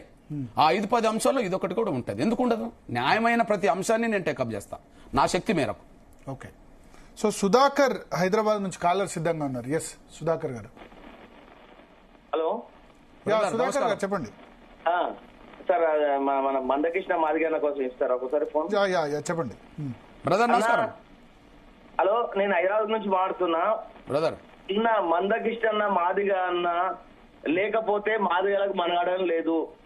గౌరవంగా కాళ్ళు ఎత్తుకొని చెప్తున్నాము అంటే ఈరోజు మాదిగ అంటే మా మందకృష్ణ మాదిగనే. ఎందుకంటే ఈ కులం కోసం ఆయన ఏ పదవి తీసుకోలేదు, ఏ పార్టీలు చేయలేదు, ఇంతవరకు ఎక్కడ కూడా ఇలాంటి పదవి తీసుకోలేదు. ఆ అన్న నిజం చెప్పాలంటే మహనీయుడు, మాదిగల కోసం బతుకుతున్న ఒక వ్యక్తి. ఆయనకు కనీసం ఒక పదవి, సర్పంచ్ పదవి కదా, వార్డు మెంబర్ కూడా తీసుకోలేదు. ఎందుకంటే నిజాయితీగా ఆయన ఈ రోజు నిలబడాడు కాబట్టి మాదిగలకు న్యాయం జరుగుతుంది. మా అన్నకి నిజం చేతులు దండం పెట్టాలి, ఆయన కాలు ముక్కాలి. మాదిగలకు దేవుడు ఆయన్నే. అంబేద్కర్ తర్వాత మాదిగలకు దేవుడు ఎవరైతే ఉన్నారంటే మా మందకృష్ణ మాదిగన్ననే. నిజం చెప్తున్నా, మా ఏరియాలో కూడా నేను కావెత్తుకొని చెప్తున్నా, సుధాకర్ మాదిగా అని చెప్పుకుంటున్నా. ఓకే ఓకేనా, ధన్యవాదాలు. కింద కామెంట్స్ లో కూడా రాస్తున్నారు, మా జాతి దేవుడు మా కృష్ణన్న. అన్న నువ్వే మన జాతికి నిజమైన దేవుడు. ఓకేనా, థ్యాంక్ యూ. సో అట్లా అభిమానం ఉంది. అంబేద్కర్ తర్వాత మీరే అని వాళ్ళు చెప్తున్న పరిస్థితి, చాలా భావోద్వేగంతో ఆయన మాట్లాడిన పరిస్థితి చూస్తున్నాం. సో అంటే నేను అన్నట్టు మీరు అన్నారు కదా 5-10 ఇష్యూస్ ఉన్నాయి ఇంకా వర్గీకరణ తర్వాత అని చెప్పి. 5-10 ఇష్యూస్ లో క్రిమిలేర్ ఒకటి. ఎందుకుండదు నాన్న, ఉండాలి కదా అంటున్నా. కానీ ఇప్పుడు మీరు ఏదైతే మోడీ ప్రభుత్వం వర్గీకరణ చేసిందో అదే మోడీ ప్రభుత్వం క్రిమిలేర్ ఇంప్లిమెంట్ చేయమని చెప్పింది. నిజమేనా? ఇప్పుడు క్రిమినల్ ఇంప్లిమెంట్ చేయమని కాంగ్రెస్ అంటలేదు. కాంగ్రెస్ ఏమంటారు, రాహుల్ గాంధీ ఏమంటారు చెప్పానండి, పోనీ మల్లికార్జున ఖర్గే ఏమంటాడు చెప్పానండి. వాళ్ళు అంటున్నాం కదా, మరి వీళ్ళు ఏమంటారు? క్రిమినల్ ఇంప్లిమెంట్ చేయమని వీళ్ళు అంటారు కదా. అంటే ఒక రకంగా చెప్పాలంటే ఆ విషయంలో కాంగ్రెస్ అయినా బీజేపీ అయినా క్రిమిలేర్ ఇంప్లిమెంట్ చేయమని అంటుంది. కానీ క్రిమిలేర్ ఎందుకు అవసరం అనే విషయం ఖచ్చితంగా ప్రజలు చెప్పాల్సిందే, ఉద్యమాలు జరగాల్సిందే, వాళ్ళ దృష్టికి తీసుకొచ్చే విధంగా ప్రయత్నం. కానీ క్రిమిలేర్ మీరు ఓకే అంటే ప్రభుత్వ ఉద్యోగులు పెద్ద సంఖ్యలో ఉన్నారు. మాల కమ్యూనిటీ అయినా మాదిగ కమ్యూనిటీ వాళ్ళు మీకు సపోర్ట్ చేస్తారా? వాళ్ళ సపోర్ట్ గురించి ఎవరు చూస్తారండి? న్యాయం వైపు మేము నిలబడాలి. కానీ ఎవరు ఇప్పుడు మీకు ఎంత తక్కువ సపోర్ట్ మాలల్లో, మాదిగల్లో 3 పూటలు తినేటోళ్ళు ఉన్నారు, 2 పూటలు తినేటోళ్ళు ఉన్నారు అనుకో. ఇంకా నిరక్షరాస్యుల బిడ్డలు, నిరుపేదల బిడ్డలు 1 పూట తినలేని పరిస్థితులు ఉన్నారనుకో. ఓకే, మరి నేను ఎవరి వైపు నిలబడాలి? వీళ్ళ వైపే నిలబడాలి. వీళ్ళ వైపు నిలబడితే వాళ్ళకు ఆవేదన, అసంతృప్తి నా మీద ఉన్నది అనుకోండి, ఉంటే పోయేదేంది? నాకేం, నేను న్యాయం చేయాల్సింది ఎవరికి? వాళ్ళందరికీ మీరు వ్యతిరేకులు గారా? నేను వ్యతిరేకమైన నాకు అభ్యంతరం లేదు అంటున్నా నేను. ఓకే, ఎందుకు? ఇప్పుడు నేను మాదిగల గురించి మాట్లాడితే నాకు మాలలు వ్యతిరేకమని అంటుండ్రు. అయితే నేను న్యాయం గురించి మాట్లాడుతున్నా. 2 పూటలు తినేలో ఉన్న వాళ్ళకు 1 పూట తిన్న వాళ్ళకు ఉండబట్టి తేడా ఉంటే నేను తిననోళ్ళకే గురించి నేను మాట్లాడతా. నాకు ఎవరు వ్యతిరేకమని ఎందుకు చూడాలి? నేను న్యాయం వైపు నిలబడాలి లేదని కదా చూసుకుంటా, అంతే. ఓకే, ఇంకా మిగతా 4-5 ఇష్యూస్ అన్నారు. ఏమేమి ఇష్యూస్ ఉన్నాయి? తప్పకుండా ఇప్పుడు ప్రైవేట్ రంగం విస్తరించింది. ప్రైవేట్ రంగంలో రిజర్వేషన్ల గురించి ఎందుకు మాట్లాడతలేరు వీళ్ళు? ఇప్పుడు ఈ దేశానికి ప్రతిపక్ష పార్టీ అయిన కాంగ్రెస్ పార్టీకి జాతీయ అధ్యక్షుడు ఎవరు? దళితుడు మల్లికార్జున ఖర్గే. ఓకే, ఆయన ఎవరు? రాజ్యసభ ప్రతిపక్ష నేత, నిన్నటి వరకు లోక్సభ ప్రతిపక్ష నేత అతను, అంతే కదా. అరే మరి ఆయన ఎందుకు మాట్లాడతలేడు? ప్రభుత్వ రంగం అంతా కుదించబడుతున్నాయి కదా. ఈ దేశానికి ప్రతిపక్ష పార్టీకి జాతీయ అధ్యక్షుడు కదా, ఎందుకు మాట్లాడతలేరు? అసలు చట్టసభలో ఉన్న వాళ్ళు రిజర్వేషన్ కుదించబడుతున్నాయి కదా. ప్రైవేట్ రంగం విస్తరించడం అంటే రిజర్వేషన్ కుదించడమే కదా. ఎస్సీఎస్టీకి సంబంధించిన ఎంపీలు ఎందుకు మాట్లాడతలేరు? ఎమ్మెల్యేలు ఎందుకు మాట్లాడతలేరు? కాబట్టి ఇక రిజర్వేషన్ ఉండి లాభమే అని చెప్పండి. రాజ్యాంగంలో రిజర్వేషన్లు కాగితాల మీద కనిపిస్తాయి. కానీ రిజర్వేషన్ అమలు చేసే వ్యవస్థ మొత్తం కనుమరుగవుతుంది కదా. ఈ కనుమరుగవుతున్న దాంట్లో మరి మేము రిజర్వేషన్ కోరాల్సిందే కదా, అది ఒక అంశం. రెండోది, భూమి మా చేతుల నుంచి దూరం అయిపోతుంది. అసలే మా చేతిలో భూమి ఉండదు, దళితుల చేతిలో. కానీ ఇప్పుడు మరింత దూరం అయింది. సాక్ష్యం చెప్పనా? గౌరవ కేసీఆర్ గారు ముఖ్యమంత్రి ఉన్న కాలంలో అంతకుముందు ఎన్నికల మేనిఫెస్టోలో దళితులకు 3 ఎకరాల భూ పంపిణీ చేస్తామని మాట ఇచ్చాడు. ఆ మాట 10 సార్లు హామీ ఇచ్చిండు కానీ దాన్ని అమలు చేయలేదు. ఎక్కడిది భూమి అని మళ్ళా అసెంబ్లీ అన్నాడు. కానీ పంచుతానన్న భూమి పంచలేదు కానీ కదా. కానీ ఎస్సీ ఎస్టీల అసైన్మెంట్ భూములనే ప్రభుత్వం గుంజుకున్నది. పల్లె ప్రకృతి వనాల పేరుతో, శ్మశాన వాటర్ల పేరుతో, రైతుకి వేదికల పేరుతో, ఇంకొక పేరుతో మొత్తం ప్రభుత్వమే గుంజుకున్నది. అయింది కదా. అంటే మాకున్న భూమి కూడా గుంజుకున్నది. పంచుతానన్న భూమి పంచలేదు కానీ ఉన్న భూమి గుంజుకున్నది. కానీ కాంగ్రెస్ పార్టీ మేనిఫెస్టోలో ఏమున్నదంటే మీరు చూడండి, కేసీఆర్ ప్రభుత్వం గుంజుకున్న భూమిని మళ్ళీ తిరిగి ఇప్పిస్తామని ఉన్నది కదా. మరి కేసీఆర్ గవర్నమెంట్ ఉన్నప్పుడేమో దళితుల భూమిని గుంజుకుంటుంటే అక్కడున్నబట్టి దళిత ఎమ్మెల్యేలు ఎవరు దాన్ని కాపాడే ప్రయత్నం చేయలే. ఇది తప్పు సారని అనలే. మనం పంచకపోను మా ఉన్న భూమి ఎట్లా తీసుకోవాలని ఎవరు అనలే. పోనీ ఇప్పుడు ఈ తిరిగి భూమి ఇప్పిస్తామన్నది కాంగ్రెస్. మరి కాంగ్రెస్ లో ఏ దళిత ఎమ్మెల్యే, ఏ గిరిజన ఎమ్మెల్యే మనం ఇప్పిస్తున్న భూమి 16 నెలలు గడిచిపోతుంది. 16 నెలల్లో కనీసం 16 ఎకరాల భూమి కూడా మనం ఇప్పియలేకపోయాం కదా అని చెప్పి ఎవరు అడుగుతలేరు. అంటే ఉన్న భూమి మాకు లేకుండా పోతుంది కదా. ఉన్న భూమి ఆయన తీసేసిండు, ఇప్పిస్తాను ఈయన ఇప్పిస్తలేడు. అంటే మా భూమి లేకుండా పోయింది కదా. ఈ భూమి సమస్య కూడా ప్రధాన ఎజెండాగా మారాలి కదా. ప్రైవేట్ రంగం రిజర్వేషన్ సమస్య మారాలి కదా. క్రిమిలేర్ సంబంధించిన అంశం కూడా మారాలి కదా. ఇట్లా నేను చెప్పుకుంటూ పోతే ఒక 5-6 అంశాలు ప్రధానంగా చెప్పుకోవడానికి అవకాశం ఉన్నది. బహుశా వాటి మీద దృష్టి పెట్టడానికి భవిష్యత్ కార్యాచరణ ఉంటుంది. అది కూడా మా ప్రదర్శన తర్వాతనే. ఏది మా లక్ష డప్పుల ప్రదర్శన ఖచ్చితంగా హైదరాబాద్ లో జరిగి తీరుతుంది. పర్మిషన్ ఇస్తారో ఇవ్వాలో వాళ్ళు తెలుసుకోవాలి. ఇప్పుడు ఒకటి, నరేంద్ర మోడీ మీకు అత్యంత సన్నిహితుడిలాగా మాకు బయట చూసే వాళ్ళందరికీ కూడా కనిపిస్తున్నారు కదా. పద్మశ్రీ అవార్డు ఇచ్చారు. ఇన్ని సంవత్సరాలు ఏ ప్రభుత్వం కూడా గుర్తించలే. ఈ బహుశా మీ మధ్య ఎటువంటి కెమిస్ట్రీ ఉందో లేదో తెలియదు. సో ఒకటే విమర్శ ఏముందంటే, మోడీని ఎందుకు అంతగా పూసుకుంటున్నాడు మందకృష్ణమాదిగా? ఏం చేశారంటే దళితులకి లాస్ట్ 10 సంవత్సరాల్లో ఎన్డీఏ గవర్నమెంట్ ఏం చేసిందని ఆయన అత్యంత అట్లా నరేంద్ర మోడీని సపోర్ట్ చేస్తున్నారు అని అంటారు. ఒక విషయం ఏంటంటే బ్రదర్, మీరు 30 ఏళ్ల పోరాటం ప్రతి ఒక్కరు అంటున్నది ఏంది చెప్పండి బ్రదర్. ఎంఆర్పిఎస్ ఎన్నేళ్ళు చేసింది అంటుండ్రు? 30 ఏళ్ళు. 30 ఏళ్లలో 20 ఏళ్ళు కాంగ్రెస్నే నమ్మే. చంద్రబాబు నాయుడు గారిని కొంతకాలం నమ్మితే మాకు మేలు జరిగింది. చంద్రబాబు నాయుడు కొంతకాలం నమ్మితే మాకు మేలు జరిగింది. 2004, 2014 మధ్యలో 10 ఏళ్ళు ఈ రాష్ట్రాన్ని, ఉమ్మడి రాష్ట్రాన్ని, దేశాన్ని పరిపాలించింది మీరే. మిమ్మల్ని నమ్మాను కదా. రాహుల్ గాంధీ గారి చుట్టూ తిరిగాను కదా, సోనియా గాంధీ గారి చుట్టూ తిరిగాను కదా, మన్మోహన్ సింగ్ గారి చుట్టూ తిరిగాను కదా. ఏమన్నారు రాహుల్ గాంధీని కలిసినప్పుడు మీరు? వర్గీకరణకు అనుకూలమే అన్నాడు. ఒక లేఖ రాయమన్న రాయలేదు కదా. అనుకూలం అన్నాడు. వర్గీకరణకు అనుకూలమే అని ఓపెన్ గా సభలో మాట్లాడి నేను ఆయన సభ వేదిక మీద ఉన్నాను. కలిసినప్పుడు ఏమన్నాడు? చేస్తామన్నాడా? నేను అదే అంటున్నా బ్రదర్. అనుకూలం అంటూనే మాలల ఒత్తిడి తలకి వెనుకకు తగ్గిండ్రు కదా అంటున్నా నేను. ఓకే, ఏది అని అంటున్నా. కనీసం 2018-19 వరకు కూడా, 2018-19 వరకు కూడా నేను ఎవరికి మద్దతు తెచ్చుకుంటూ వచ్చాను? రాహుల్ గాంధీ సభలో నేను ఉన్నానా లేదా? సోనియా గాంధీ గారి సభలో ఉన్నానా లేదా? మద్దతు ఇచ్చినా లేదా? మరి 2004 నుంచి మొదలుకుంటే 2018 వరకు నేను వీళ్ళకి అనుకూలంగా ఉన్నానా లేదా? అప్పుడేమన్నా నేను కాంగ్రెసా? మీరు చేస్తామంటే నీకు అండగా నిలబడ్డా. చేయలేదు కదా. మీరు అధికారం ఉన్నప్పుడు 10 ఏళ్ళు చేయలే. కనీసం ప్రతిపక్షంలో ఒక లేఖ రాయమన్నా, ఈ కేంద్ర గవర్నమెంట్కు, గౌరవ నరేంద్ర మోడీ గారి ప్రభుత్వానికి వర్గీకరణ చేయండి ఒక లేఖ రాయమన్నా, లేదా లోక్సభలో, రాజ్యసభలో అవసరం అనుకుంటే ఒక చర్చ పెట్టమన్నా, లేదా ప్రైవేట్ బిల్లు పెట్టమన్నా. వీళ్ళన్నిటికీ హామీ ఇచ్చిండ్రు కానీ అక్కడ చేయలేకపోయాను. మరి మిమ్మల్ని నమ్మినప్పుడు మీరు మోసం చేశారు కదా. పోనీ మరి నేను బీజేపీని నమ్మింది ఎప్పుడు బ్రదర్? బీజేపీని నమ్మింది ఎప్పుడు? 30 ఏళ్లలో 2023-24 అంతే కదా. అంతకుముందు వెంకయ్యనాయుడుతో మీరు ఎప్పుడన్నా కాదు, సభకు అందరిని పిలిచాం. ఇప్పుడు వెంకయ్య నాయుడు గారు పరేడ్ గ్రౌండ్ కు వచ్చాడు. పరేడ్ గ్రౌండ్ కు కేంద్ర మంత్రి పెద్ద మాదిగా మాకు స్టేట్మెంట్ ఇచ్చారు. నేను ఒక మాట చెప్పాను, అయితే మాకు జాతీయ స్థాయిలో మమ్మల్ని తిప్పడానికి సపోర్ట్ చేశాడు. మీరు గమనించాలి. ఇప్పుడు బీజేపీ సిపిఐ నాయకులు ఎప్పుడన్నా వేదిక మీద ఉంటారా? మరి ఆనాడు సిపిఐ సురావణ సహకార్ రెడ్డి గారు కూడా వేదిక మీద ఉన్నాడు కదా. కాంగ్రెస్ వాళ్ళు వేదిక మీద ఉన్నారు కదా. బీజేపీ, కాంగ్రెస్, కమ్యూనిస్టులు అందరూ వేదిక మీదకి వచ్చేశారు. అంటే మాకు సపోర్టు అందరితో తీసుకోవాలి కాబట్టి నేను అందరిని పిలవాల్సి వచ్చింది. కానీ బీజేపీకి ప్రత్యక్షంగా నేను ఎప్పుడన్నా మద్దతు ఇచ్చిన రోజులున్నాయా? కేవలం గౌరవ నరేంద్ర మోడీ గారు విశ్వరూప మహాసభకు వచ్చి వర్గీకరణ ప్రక్రియ మీద హామీ ఇచ్చిన తర్వాత మాత్రమే 1 year. మరి 30 ఏళ్లలో 20 ఏళ్లు మిమ్మల్ని నమ్మినప్పుడు మీరు న్యాయం చేయలేదు కదా. కానీ గౌరవ నరేంద్ర మోడీ గారు వర్గీకరణకు అనుకూలంగా మాట్లాడి అందుకు అనుగుణమైన కొంత కార్యాచరణ తీసుకొని ముందుకు నడిపించాడు కదా. అసలు సుప్రీంకోర్టు తీర్పు రాకపోతే ఇక్కడ ఈ గవర్నమెంట్ చేసేదా? మాకు ఇంకా చెప్పండి. సుప్రీంకోర్టు తీర్పు రాలేదనుకో చేసేదా? మరి సుప్రీంకోర్టు తీర్పు ఎందుకు వచ్చింది? 2004 ఎందుకు రాలే మాకు? 2004లో యూపీఏ గవర్నమెంట్, 2004లో గవర్నమెంట్ ఎవరిది? UPA government. అప్పుడు వర్గీకరణకు అనుకూలంగా అఫిడవిట్ ఇవ్వలేదు కదా వీళ్ళు, సుప్రీంకోర్టుకు అఫిడవిట్ ఇవ్వలేదు కదా.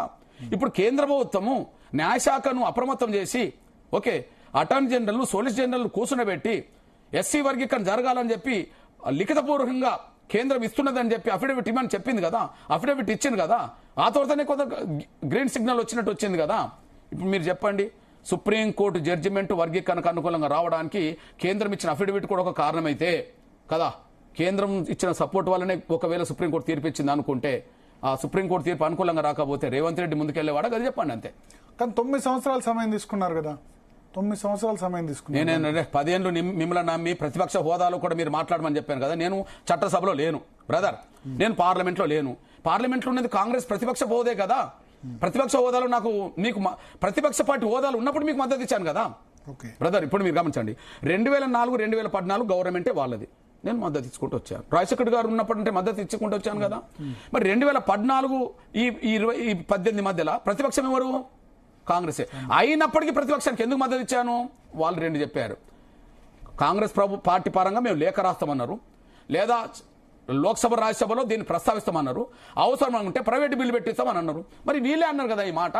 నేను రేవంత్ రెడ్డికి మరి సపోర్ట్ చేసింది ఎందుకు? మల్కాజ్గిరిలో నల్గొండ పార్లమెంట్ రాహుల్ గాంధీ అంటున్నారు క్యాస్ట్ సెన్సెస్ చేస్తాం, ఆ తర్వాత మిస్ ఇండియా లేకపోతే మిస్ వరల్డ్ అయినప్పుడు ఒక్క దళితులు ఎందుకు లేరు, ఆర్థిక శాఖలో ఒక్క దళితులు ఎందుకు లేరు, తర్వాత సెక్రటరీలో ఎందుకు లేరు, బీసీలు ఎందుకు లేరు.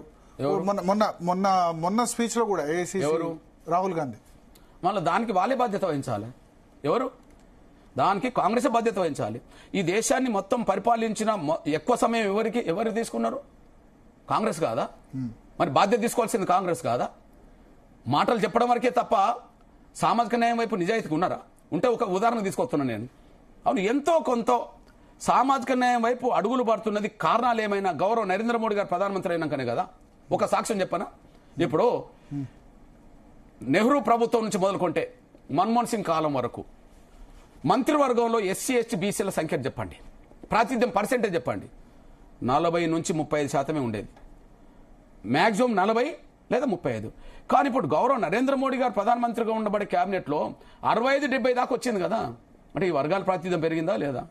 ఓకే, గౌరవ నరేంద్ర మోడీ గారు ప్రధానమంత్రి కాకముందు 10 ఏళ్ళు కాంగ్రెసే కదా. 10 ఏళ్లలో 2 సార్లు రాష్ట్రపతిని చేసే అవకాశం వచ్చేది కాంగ్రెస్కు. మరి ప్రణబ్ ముఖర్జీ బ్రాహ్మణే కదా, ప్రతిభా పాటిల్ బ్రాహ్మణే కదా. ఒక మహిళను చేసినా మీరు అగ్రకులాలనే చేశారు, ఇంకోని చేసినా అగ్రకులాలని చేశారు. గౌరవ నరేంద్ర మోడీ గారు కనీసం 2 సార్లు రాష్ట్రపతి చేసే అవకాశం వచ్చినప్పుడు ఒక దళితుడు రామనాథ్ కావందిని చేశాడు, ఒక గిరిజన మహిళను ముర్మును చేశాడు కదా. సామాజిక న్యాయం గురించి నీతులు మీరు చెప్తారు కానీ అమలు చేస్తున్నది అంతే ఇంత కదా. అదే ఆచరణ కనిపిస్తున్నప్పుడు మాకు అండగా కొంత ప్రధానమంత్రి గారు ముందుకు వచ్చినప్పుడు మేము ఎంతో కొంత సానుభూతితో మా సహకారము ఎవరికి ఇవ్వాలి చెప్పండి?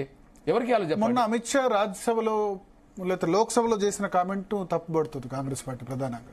అంబేద్కర్ అని పేరును పదే చెప్తున్నారని చెప్పి చేసిన కామెంట్. ఏదో అంటారు చూడు, కోతికి కొబ్బరి చిప్ప దొగితే ఏమవుతుంది అన్నట్టుగా ఏదో ఒక అంశాన్ని పట్టుకొని రాద్ధాంతం చేయడం ఎందుకు? నువ్వు దళితుని రాష్ట్రపతి ఎందుకు చేయలేమన్నా?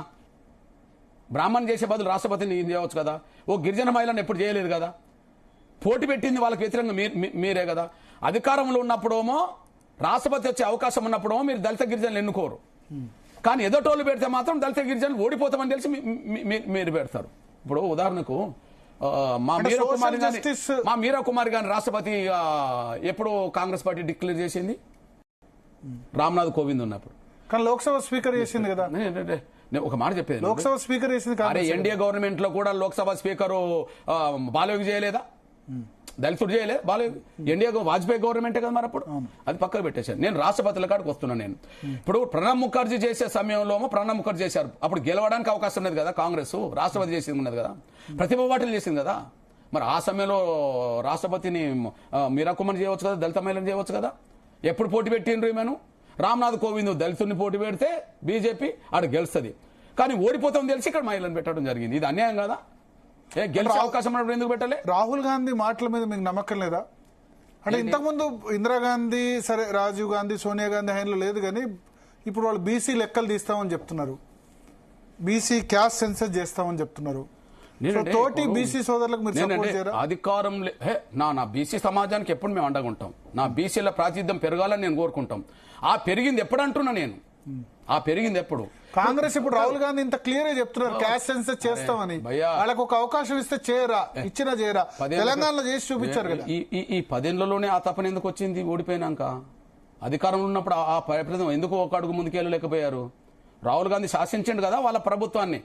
ఏది మన్మోహన్ సింగ్ గారు కేబినెట్ లో ఏదో చట్టం తీసుకొస్తే దాన్ని చింపేసిండు కదా, అంత శాసించినోడు కదా. ఇప్పుడు మాట్లాడి అప్పుడు ఎందుకు చేయలేదు ఆయన? కానీ ఇప్పుడు చేస్తా అంటున్నాడు, తప్పు తెలుసు. ఇప్పుడు ఎట్లాగో అధికారం లేదు కాబట్టి ఎన్నైనా మాట్లాడతారు. అధికారం ఉన్నప్పుడు నీ ఆచరణ ఏంది అంటున్నా నేను. ఇప్పుడు చేస్తామంటే అధికారం తెలంగాణలో చేసి చూపించారు.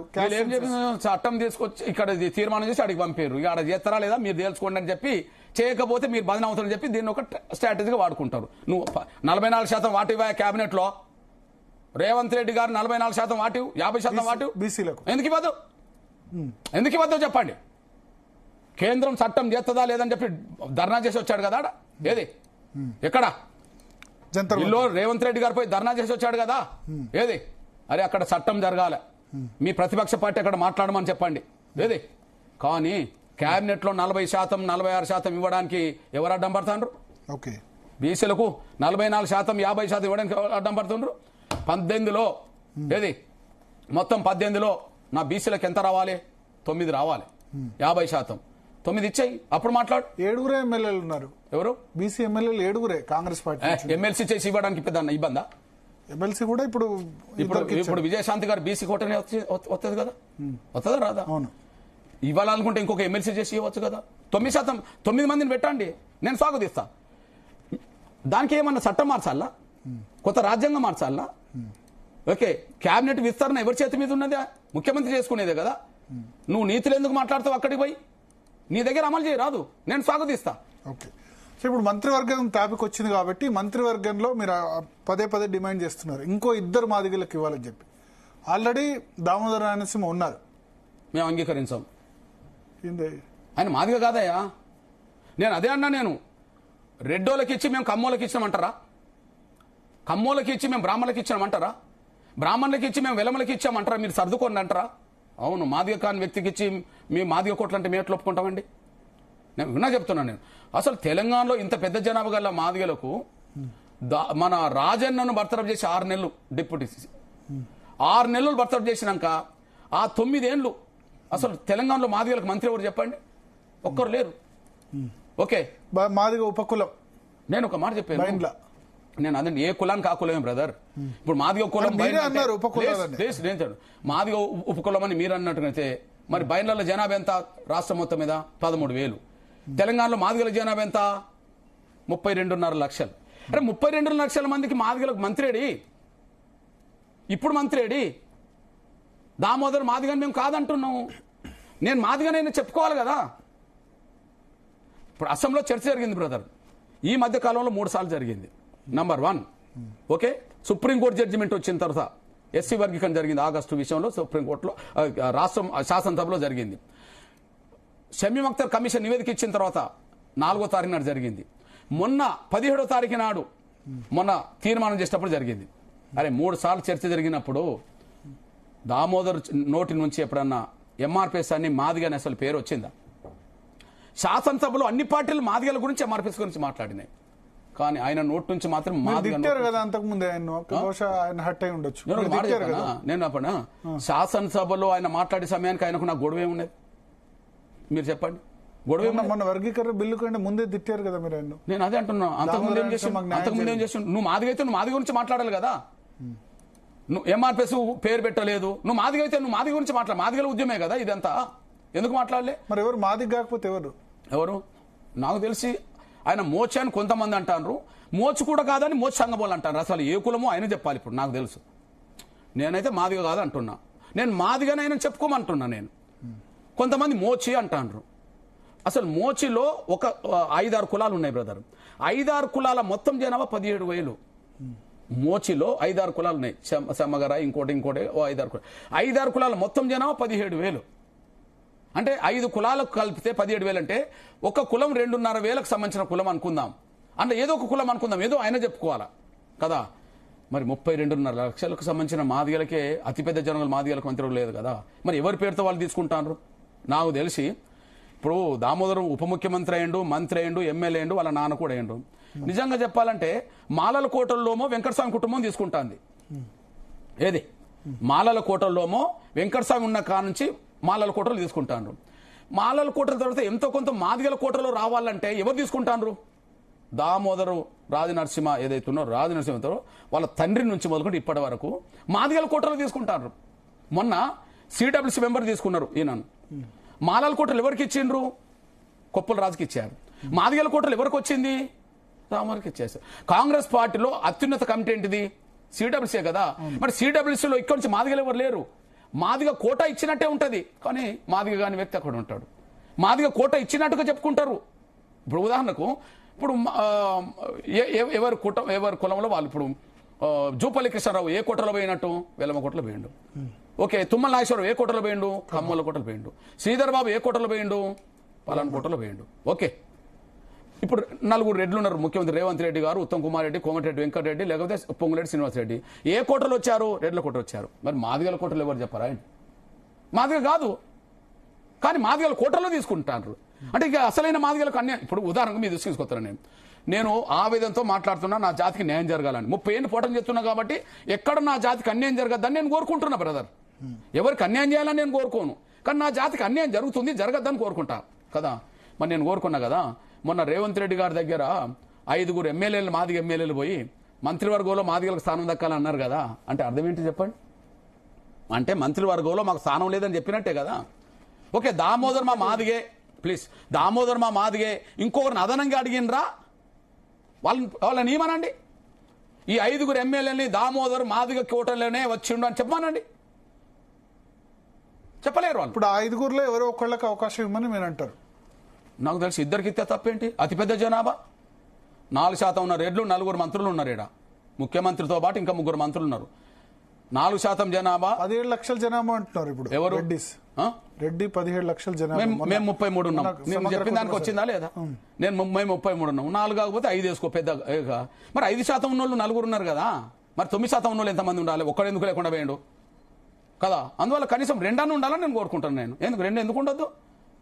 నేను అంటున్నా అందరికి న్యాయం జరగాలంటే 4 ఎందుకు రెడ్లు తెలంగాణలో? నాకు అర్థమవుతలేదు. రెడ్లు ఒక్కరు ఓట్లు వేసుకుంటే కాంగ్రెస్ వచ్చిందా? అందరూ ఓట్లు వేశారు కదా. అందరికి న్యాయం జరగాలి. ఇప్పుడు పదే మీరు ఎందుకు కొన్ని కుటుంబాలు, ఇప్పుడు దామోదర రాయనసింహ కుటుంబం అన్నారు, వెంకటస్వామి కుటుంబం అని, కుటుంబాల్ని వాళ్ళని ఎందుకు మీరు విమర్శిస్తూ ఉంటారు? ఒక మాట చెప్పనా, ఇప్పుడు ఈ తెలంగాణ గడ్డ మీద ఏ ఒక్క కుటుంబంలో సరే ఒక 60 ఏళ్ళుగా కంటిన్యూగా రాజకీయాలు ఉన్న కుటుంబం పేరు చెప్పండి. ఒక 50 ఏళ్ళుగా కంటిన్యూగా పదులు పొందుతున్న కుటుంబం వెంకటస్వామి కుటుంబం. నేను దళితుల గురించి మాట్లాడుతున్నా. నేను దళితుల గురించి మాట్లాడుతున్నా. ఓకే, మరి ఏ పేరుతో వచ్చినా మాలల కోటలో ఎక్కువ లబ్ధి పొందింది వెంకటస్వామి కుటుంబం. కాంగ్రెస్ పార్టీలో ఎక్కువ లబ్ధి పొందింది 44 దశాబ్దాలకు పైగా లబ్ధి పొందింది దామోదర్ కుటుంబం. ఇప్పుడు మా కళ్ళ ముందు కనిపిస్తున్నది కడియం శ్రీకి సంబంధించిన తను. నేను ఒక మాట చెప్తున్నాను.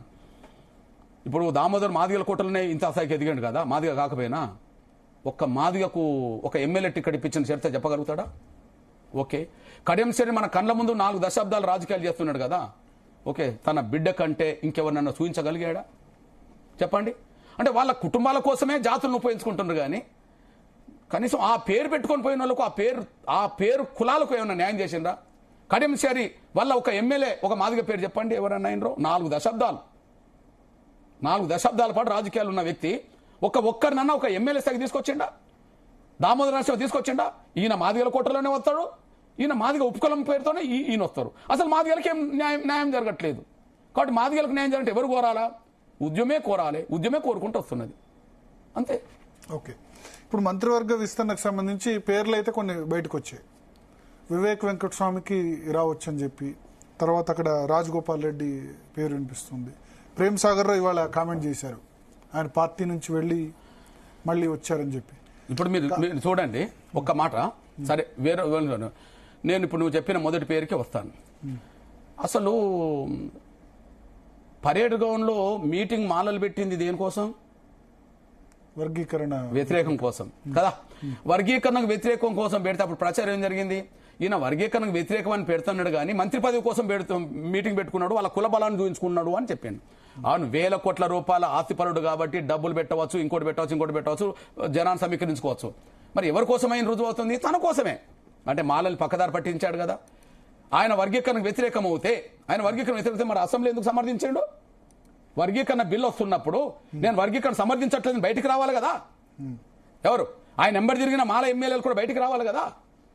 అంటే మాలని పక్కదారి పట్టించింది వాళ్ళే కదా. ఎందుకోసం కూడగట్టినట్టు పరేడ్ గ్రౌండ్ లో మీటింగ్? వాళ్ళు వ్యతిరేకించాలని కోరుకుంటున్నారా? ఎవరు? వాళ్ళు వ్యతిరేకించాలి అని నేనేమంటే వ్యతిరేకించద్దనే నేను కోరుకుంటా. కానీ వ్యతిరేకత పేరుతో మాలని కూడగట్టుకొని పదవుల కోసం తీసుకున్నాడని అప్పుడు ప్రచారం జరిగిందా లేదా?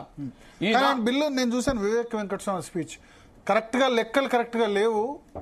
పాత లెక్కలు, ప్రభుత్వ ఉద్యోగాల లెక్కలైనా జనాభా లెక్కలైనా కరెక్ట్ గా లేవు, అసమగ్రంగా ఉన్నాయని మాట్లాడారు. అసమగ్రం ఉన్నదని తెలిసినప్పుడు నాలంటోడు అసెంబ్లీలో ఉంటే నేను బయటకు వస్తా.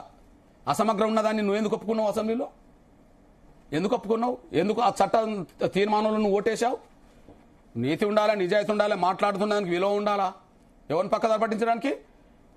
నువ్వు జనాన్ని కూడగట్టామో వర్గీకరణ వ్యతిరేకంగా కూడగట్టావు. నువ్వు వర్గీకరణ వ్యతిరేకంగా ఎందుకు లేవు లోపల? నువ్వు లోపల వర్గీకరణ వ్యతిరేకంగా ఉన్నా వర్గీకరణ బిల్లు ఆగదు, అది వేరే విషయం. కానీ నీ నిజాయితీ నిరూపించుకోవాలి కదా. కాంగ్రెస్ పార్టీ వాళ్ళు సపోర్ట్ చేసిన తర్వాత ఆయన ఏం చేస్తారు? ఎవరు? కాంగ్రెస్ పార్టీ బిల్లుకు అవును, కాంగ్రెస్ పార్టీ తీర్మానం చేసినాకనే కదా మరి నువ్వు మీటింగ్ పెట్టింది. మీటింగ్ ఎప్పుడు పెట్టిండు బ్రదరు? సుప్రీంకోర్టు తీర్పు వచ్చిన తర్వాత దానికి వ్యతిరేకంగా పెట్టాడు. అప్పటికి జాతీయ పార్టీ స్టాండ్ తెలియదు, ఎందుకంటే ఖర్గే వ్యతిరేకిస్తూ కేసీ వేణుగోపాల్ అది తప్పు బ్రదర్. నేను ఒక మాట చెప్పానా, అసలు ఖర్గే బహిరంగ వ్యతిరేకించడానికి అవకాశం లేదు కదా. చేవెళ్ళ ఎస్సీహెచ్ సభలో వర్గీకరణ చేస్తామని డిక్లరేషన్ ఇచ్చింది వాళ్ళే కదా. మొదటి పాయింట్ అందులోనే ఉన్నది కదా, ఓపెన్ గా లేదు కదా. పోనీ మేనిఫెస్టో ఉన్నది కదా. మరి ఈయన ఎమ్మెల్యే గెలిచింది ఏ మేనిఫెస్టోని ఆధారం చేసుకుని గెలిచిండు? వివేక్ లేదా వీళ్ళందరూ కలిసి 2023దే కదా. అందులో మరి వర్గీకరణ అంశం ఉన్నది కదా. నువ్వు ఎట్లా వ్యతిరేకిస్తావు? ఎట్లా జనాన్ని కూడగడతావు? కూడగట్టినోడు ఎందుకు లోపల మరి దానికి వ్యతిరేకంగా బయటకు రాలేదు? నువ్వు బయటకు వస్తే నీ నిజాయితీ అనేది తెలిసేది. ఎస్, నేను అంటున్నా, అరే వర్గీకరణ వ్యతిరేకంగా గట్టిగా నిలబడితే చివరి వరకు నిలబడితే అర్థం ఉన్నది. సమాజం తెలుసుకుంటుంది, తప్పు ఎవరిది రైట్ ఎవరిదో సమాజం తెలుసుకుంటుంది. నువ్వు కూడగట్టింది నీ స్వార్థం కోసం, కానీ వర్గీకరణ వ్యతిరేక పేరుతో కూడగట్టావు. నువ్వు అసెంబ్లీలో వర్గీకరణ సమర్థించి ఓటేసేసా. మీకు నిజాయితీ ఉన్నదా? చిత్తశుద్ధి ఉన్నదా? మీ మంత్రి పదవి కోసం దాన్ని పణంగా పెట్టి ఇప్పుడు రుజువు అవుతలేదా? ఇప్పుడు మంత్రి పదవి వస్తాను గ్యారంటీ ఏం లేదు కదా. నేనంటే అన్ని పత్రికలు, అన్ని ఎలక్ట్రానిక్ మీడియా ఎవరి పేరు చెప్తున్నాయి దళితుల్లో? మీరు హైకమాండ్ హామీ ఇచ్చింది. కాంగ్రెస్ హైకమాండ్ పార్టీలో తీసుకునే ముందే రాహుల్ గాంధీ, రేవంత్ రెడ్డి క్లియర్ గా హామీ ఇచ్చారు. ఆయన వాళ్ళ స్టేట్మెంట్ కూడా ఇచ్చారు. ప్రేమ్ సాగర్ రావు వచ్చిన దానికి వ్యతిరేకంగా ప్రేమ్ సాగర్ రావు, మేము 10 సంవత్సరాలు పార్టీని పట్టుకుని ఉంటే కొత్తగా మళ్ళీ అన్ని పార్టీలు తిరిగి వచ్చిన వాళ్ళకి మంత్రి పదవి ఇస్తారంటే, నేను బీజేపీలో కేంద్ర మంత్రి పదవి ఇస్తా అంటే దాన్ని త్యాగం చేసి కాంగ్రెస్ కేసీఆర్ నోటిచ్చేందుకు ఇక్కడికి వచ్చాను. బీజేపీలో కేంద్ర మంత్రి పదవి అనేది అది నేను నమ్మదగ్గ విషయం కాదు. కాకపోతే గౌరవ ప్రధానమంత్రి నరేంద్ర మోడీ గారు విశ్వరూప మహాసభకు రావడానికంటే ముందు ఆయన చాలా మందికి ఫోన్ చేసి మేము కూడా బీజేపీలో ఉన్నాము, ఓకే అంటే మా మాటకు విలువనీయకుండా కృష్ణమాధి గారు పెట్టే మీటింగ్ మీరు ప్రధానమంత్రిని తీసుకొస్తారా, మీరు తీసుకొస్తే మేము ఇలా ఉండాలా అని చెప్పి ఇంటర్నల్ గా డిస్కషన్ వాళ్ళతోటి వీళ్ళతోటి ఫోన్లు చేసి అసంతృప్తి ఆగ్రహాన్ని వ్యక్తం చేసి ఈయన బయటకు వచ్చేసాడు. చెప్పడానికి బయట వేరు, జరిగింది వేరు. అసలు రాజీనామా చేసే ముందు ఎంతమంది బీజేపీ టాప్ లీడర్లతో మాట్లాడలే? మీరు ప్రధానమంత్రి తీసుకురావద్దు మాదిగల మీటింగ్కు, మాదిగల మీటింగ్ తీసుకొస్తే మేము బీజేపీలో కూడా ఉండమని చెప్పి చాలా మందితో మాట్లాడిండ్రు కదా వీళ్ళు. కాబట్టి అదెందుకు చెప్తారు, ఇదెందుకు చెప్పట్లేదు? అందులో అంత సీన్ ఏం లేదు. ఆయన మాటకు విలువనిచ్చే పరిస్థితి అక్కడ లేదు. న్యాయం వైపు ఉంటారు, న్యాయం వైపు ఉంటారు బీజేపీ. న్యాయం నీ దగ్గర న్యాయం లేనప్పుడు నీ వైపు ఉండరు. కాబట్టి నువ్వు వద్దన్నావు, అడ్డం పడే ప్రయత్నం చేశావు, ప్రధానమంత్రి వచ్చాడు, అర్థం ఏంటిది? కానీ రాహుల్ గాంధీ, మల్లికార్జున ఖర్గే అందరు హామీ ఇచ్చారు పార్టీలో జాయిన్ అవుతే మంత్రి పదవి ఇస్తామని. ఎవరు? మంత్రి పదవి ఇస్తామని క్లియర్ గా హామీ ఇచ్చారు. నేనంటే మల్లికార్జున ఖర్గే అయినా రాహుల్ గాంధీ అయినా. ప్లస్ 15 days బిఫోర్ ఆయన జాయిన్ కావడం వల్ల పెద్దపల్లి పార్లమెంట్ లో ఎఫెక్ట్ పడింది. 7 సీట్లు కాంగ్రెస్ పార్టీకి వచ్చాయి. అవును, వాళ్ళ కుటుంబానికి మొత్తం ప్రాధాన్యత ఎక్కువ ఇవ్వడం వల్ల మాదిగల అసంతృప్తి కూడా పెరిగింది. దాని నష్టం ఎవరు చెప్పాలి మరి? పార్లమెంట్ అంటే 7 అసెంబ్లీ సీట్లు వచ్చి పార్లమెంట్ సీట్ కూడా పెద్దపల్లి వచ్చింది కదా. నేను ఒక మాట చెప్పానా, గెలిచింది 64 అసెంబ్లీ సీట్లు ఉండబడే కాంగ్రెస్ 8 పార్లమెంట్ ఎందుకు గెలిచింది? 8 అసెంబ్లీ సీట్లు ఉండబడే బీజేపీ 8 పార్లమెంట్ ఎట్లా గెలిచింది? కాంగ్రెస్ ఓటు అసెంబ్లీ ఎన్నికల కంటే ముందు తగ్గిందా పెరిగిందా చెప్పండి. తగ్గింది కదా, సీట్లు తగ్గినాయి కదా. నాకు తెలిసి 12-13 సీట్లు రావాలి వాళ్ళకు. ఎవరికి? అసెంబ్లీ ఎన్నికల్లో ఓటింగే పునరావృతమవుతే 17లో 13-14 రావాలి కదా. సో ఇప్పుడు వివేక్ మంత్రి పదవి రాకుండా లాబింగ్ చేస్తున్నారా మీరు? మాకెందుకండి, కాంగ్రెస్ తెలుసుకుంటుంది, మాకెందుకు? మాకు మాదిగలకు రావాలంటున్నాం కానీ వాళ్ళకి రావద్దని మేము ఎందుకు అంటాం? ఏది కాకపోతే నేను ఇంకొక విషయం చెప్తున్నా, నేను అంతో ఇంతో వీళ్ళకంటే అర్హుడు మా అద్దంకి దయాకర్ కాదా? ఎవరికంటే? నీ బట్టి కంటే, నీ వెంకటస్వామి కుటుంబం కంటే. తెలంగాణ ఉద్యమంలో సీరియస్గా కష్టపడి జేఏసీలో కష్టపడ్డది ఎవరండి? మా మాల సోదరుడే. ఎవరు? యువ నాయకుడైనా మా మాల సోదరుడు అద్దంకి దయాకరే. అద్దంకి దయాకర్కు ఎమ్మెల్సీ ఇవ్వడానికే గిన్నెళ్ళు పట్టింది కదా. అద్దంకి దయాకర్కి ఎమ్మెల్సీ ఇవ్వడానికి ఆయన బీఆర్ఎస్ గవర్నమెంట్ మీద ఒక ప్రతిపక్ష పార్టీ హోదాలో ఆయన యుద్ధం చేయలేదా? ఓకే, తెలంగాణ ఉద్యమంలో ఆయన కీలకమైన పాత్ర పోషించలేదా? ఆయనను గుర్తించడానికేమో ఏండ్లు పడుతుంది కానీ కదా, ఏండ్లు పడుతుంది కానీ ఆ పార్టీలో పోయి ఈ పార్టీలో పోయి. వివేకు ఏ పార్టీలో ఉండే? టీఆర్ఎస్లో ఉండే. వివేక్ ఏ పార్టీలో ఉన్నాడు? బీజేపీలో ఉండే. అంతకుముందు వివేక్ ఏ పార్టీ? కాంగ్రెస్లో ఉండే. ఈ అయారంలో బ్యాచ్కి మీరు ఇచ్చుకున్నంత పోతే అందులో కష్టపడ్డ వాళ్ళకు కూడా విలువ లేకుండా పోతుంది కదా. నేను అంటున్నాను, బట్టి మీద ఎందుకు వ్యతిరేకత మీకు? ఒకవేళ నేను చెప్పాను, ఒకవేళ మాలలకు నిజంగా ఇవ్వదలుచుకుంటే అంతో ఎంతో కాంగ్రెస్ ను నమ్ముకొని ప్రతిపక్ష పార్టీలో ఉన్నప్పుడు కష్టపడ్డది ఎవరు? పోలీసులు దెబ్బలు తిన్నది ఎవరు? లేదా జైలు పాలైంది ఎవరు? జైలు పాలైంది మా అద్దంకి దయాకర్ జైలు పాలైంది కదా. నేను మాదిగ బిడ్డనే, కనీసం కాంగ్రెస్ లో మాలలను గుర్తించాలనుకున్నా కూడా ఓకే, ఆ గుర్తించేటప్పుడు కనీసం కాంగ్రెస్ కోసం కష్టపడ్డ మాలను గుర్తించవచ్చు కదా. అట్లా మొదటి వరుసలో మా సోదరుడు మా అద్దంకి దయాకర్ ఉంటారు కదా. నేను మాదిగల కోటలో మాదిగలకు రావాలంటున్నాను నేను. ఓకే, ఇప్పుడు మాలల కోటలో ఎమ్మెల్సీ ఇచ్చిననుకో, నేను మాదిగల కోటలో ఎమ్మెల్సీ రావాలని కోరుకుంటా. కానీ మీరు మాలల కోటలు ఇవ్వదలుచుకున్నా కూడా కాంగ్రెస్ కోసం తెలంగాణ కోసం కష్టపడ్డ వాళ్ళకి ఇవ్వాలనుకుంటే ఆయనకు మొదటి వరుసలో ఉండాలి కదా అంటున్నాను నేను. మంత్రివర్గంలో కూడా ఆయనకి ఇస్తే తప్పేంటిది? మాదిగలకు 2 రావాలి. బట్టి విక్రమార్క అంటే ఎందుకు వ్యతిరేకత? బట్టి విక్రమార్క కంటే ఎలిజిబుల్ అంటారు అద్దంకి దయాకర్. బట్టి విక్రమార్క సిఎల్పి లీడర్ గా పనిచేశారు, నేను ఒక మాట డిప్యూటీ స్పీకర్ గా పనిచేశారు. లాస్ట్ 10 సంవత్సరాలుగా కాంగ్రెస్ లో చాలా మంది నేతలు వీడిన బట్టి విక్రమార్క పార్టీని పట్టుకుని ఉండి ఫైట్ చేస్తున్నారు కదా. నేను ఒక మాట అసెంబ్లీలో నాకు తెలిసి కేసీఆర్ గవర్నమెంట్ లో కొన్ని సందర్భాల్లో యుద్ధం చేసిన దాంట్లో ఎంఆర్పిఎస్ పరంగా యుద్ధం చేసింది, జైలు పాలైంది. సోదరులు పొలిటికల్ చేసి నుంచి చైర్మన్ గా ఉండబడే కోదండరామ్ కూడా కొంత ఫైట్ చేశాడు, ఆయన దెబ్బలు తిన్నాడు, ఇబ్బందులు పడ్డాడు ఇంట్లో కదా. ఓకే, తర్వాత రేవంత్ రెడ్డి గారు దెబ్బలు తిన్నాడు, జైలు పాలయ్యాడు, అవమానపడ్డాడు, జైలు పాలయ్యాడు. ఇట్లా చెప్పుకుంటూ పోతే అంటే కేసీఆర్ గవర్నమెంట్ మీద గట్టిగా నిలబడ్డ వాళ్ళు కొంత ఇబ్బందులు పడ్డారు. మరి ఆ వరుసలో బట్టి కంటే మా అద్దంకి దయాకరే దెబ్బలు తిన్నాడు, జైలు పాలయ్యాడు కదా. అంటే కేసీఆర్ గవర్నమెంట్ ఫైట్ లో నిలబడ్డది ఎవరు, నిలబడని వాళ్ళు ఎవరు అనే విషయంలో కాంగ్రెస్ పార్టీలో అప్పటికైనా ఎమ్మెల్యే, అప్పటికే ఒక ప్రతిపక్ష హోదా స్థాయిలో ఆయన ఉన్నాడు. మొన్నటి 5 ఏళ్ళు ప్రతిపక్ష నాయకుడు కాదా? ప్రతిపక్ష నాయకుడు కాదా? అంతకుముందు ఎమ్మెల్యే కాదా? గెలుచుకుంటూ లేడా? కానీ ఈయన 10 ఏళ్ళు తెలంగాణ కోసం కష్టపడ్డాడు ఉద్యమంలో. 10 ఏళ్ళు కేసీఆర్ గవర్నమెంట్ మీద యుద్ధం చేసినాడే కదా. నేను అంటే గుర్తించేటప్పుడు కొద్దిగా కష్టపడ్డోళ్లకు, బాధలు పడ్డోళ్లకు, దెబ్బలు తిన్నోళ్లకు, కేసులు పడ్డోళ్లకు మొదటి గుర్తింపు ఇవ్వాలని కోరుతున్నాను. కేసీఆర్ మీద మీ వ్యతిరేకత ఇంకా తగ్గలేదా? ఏమే కేసీఆర్ మీద మీ వ్యతిరేకత ఇంకా తగ్గలేదా? ఒక విషయం ఏంటంటే అసలు కేసీఆర్ గారికి నిమ్మరసం ఇచ్చింది ఎవరు? December 9th మీరే, మేమే. మరి కేసీఆర్ మొట్టమొదటి జైలు పాలు చేసింది ఎవరు? మమ్మల్ని. మేమన్నా దొంగతనం చేశామా లేదా ఇంకేమైనా చేశామా?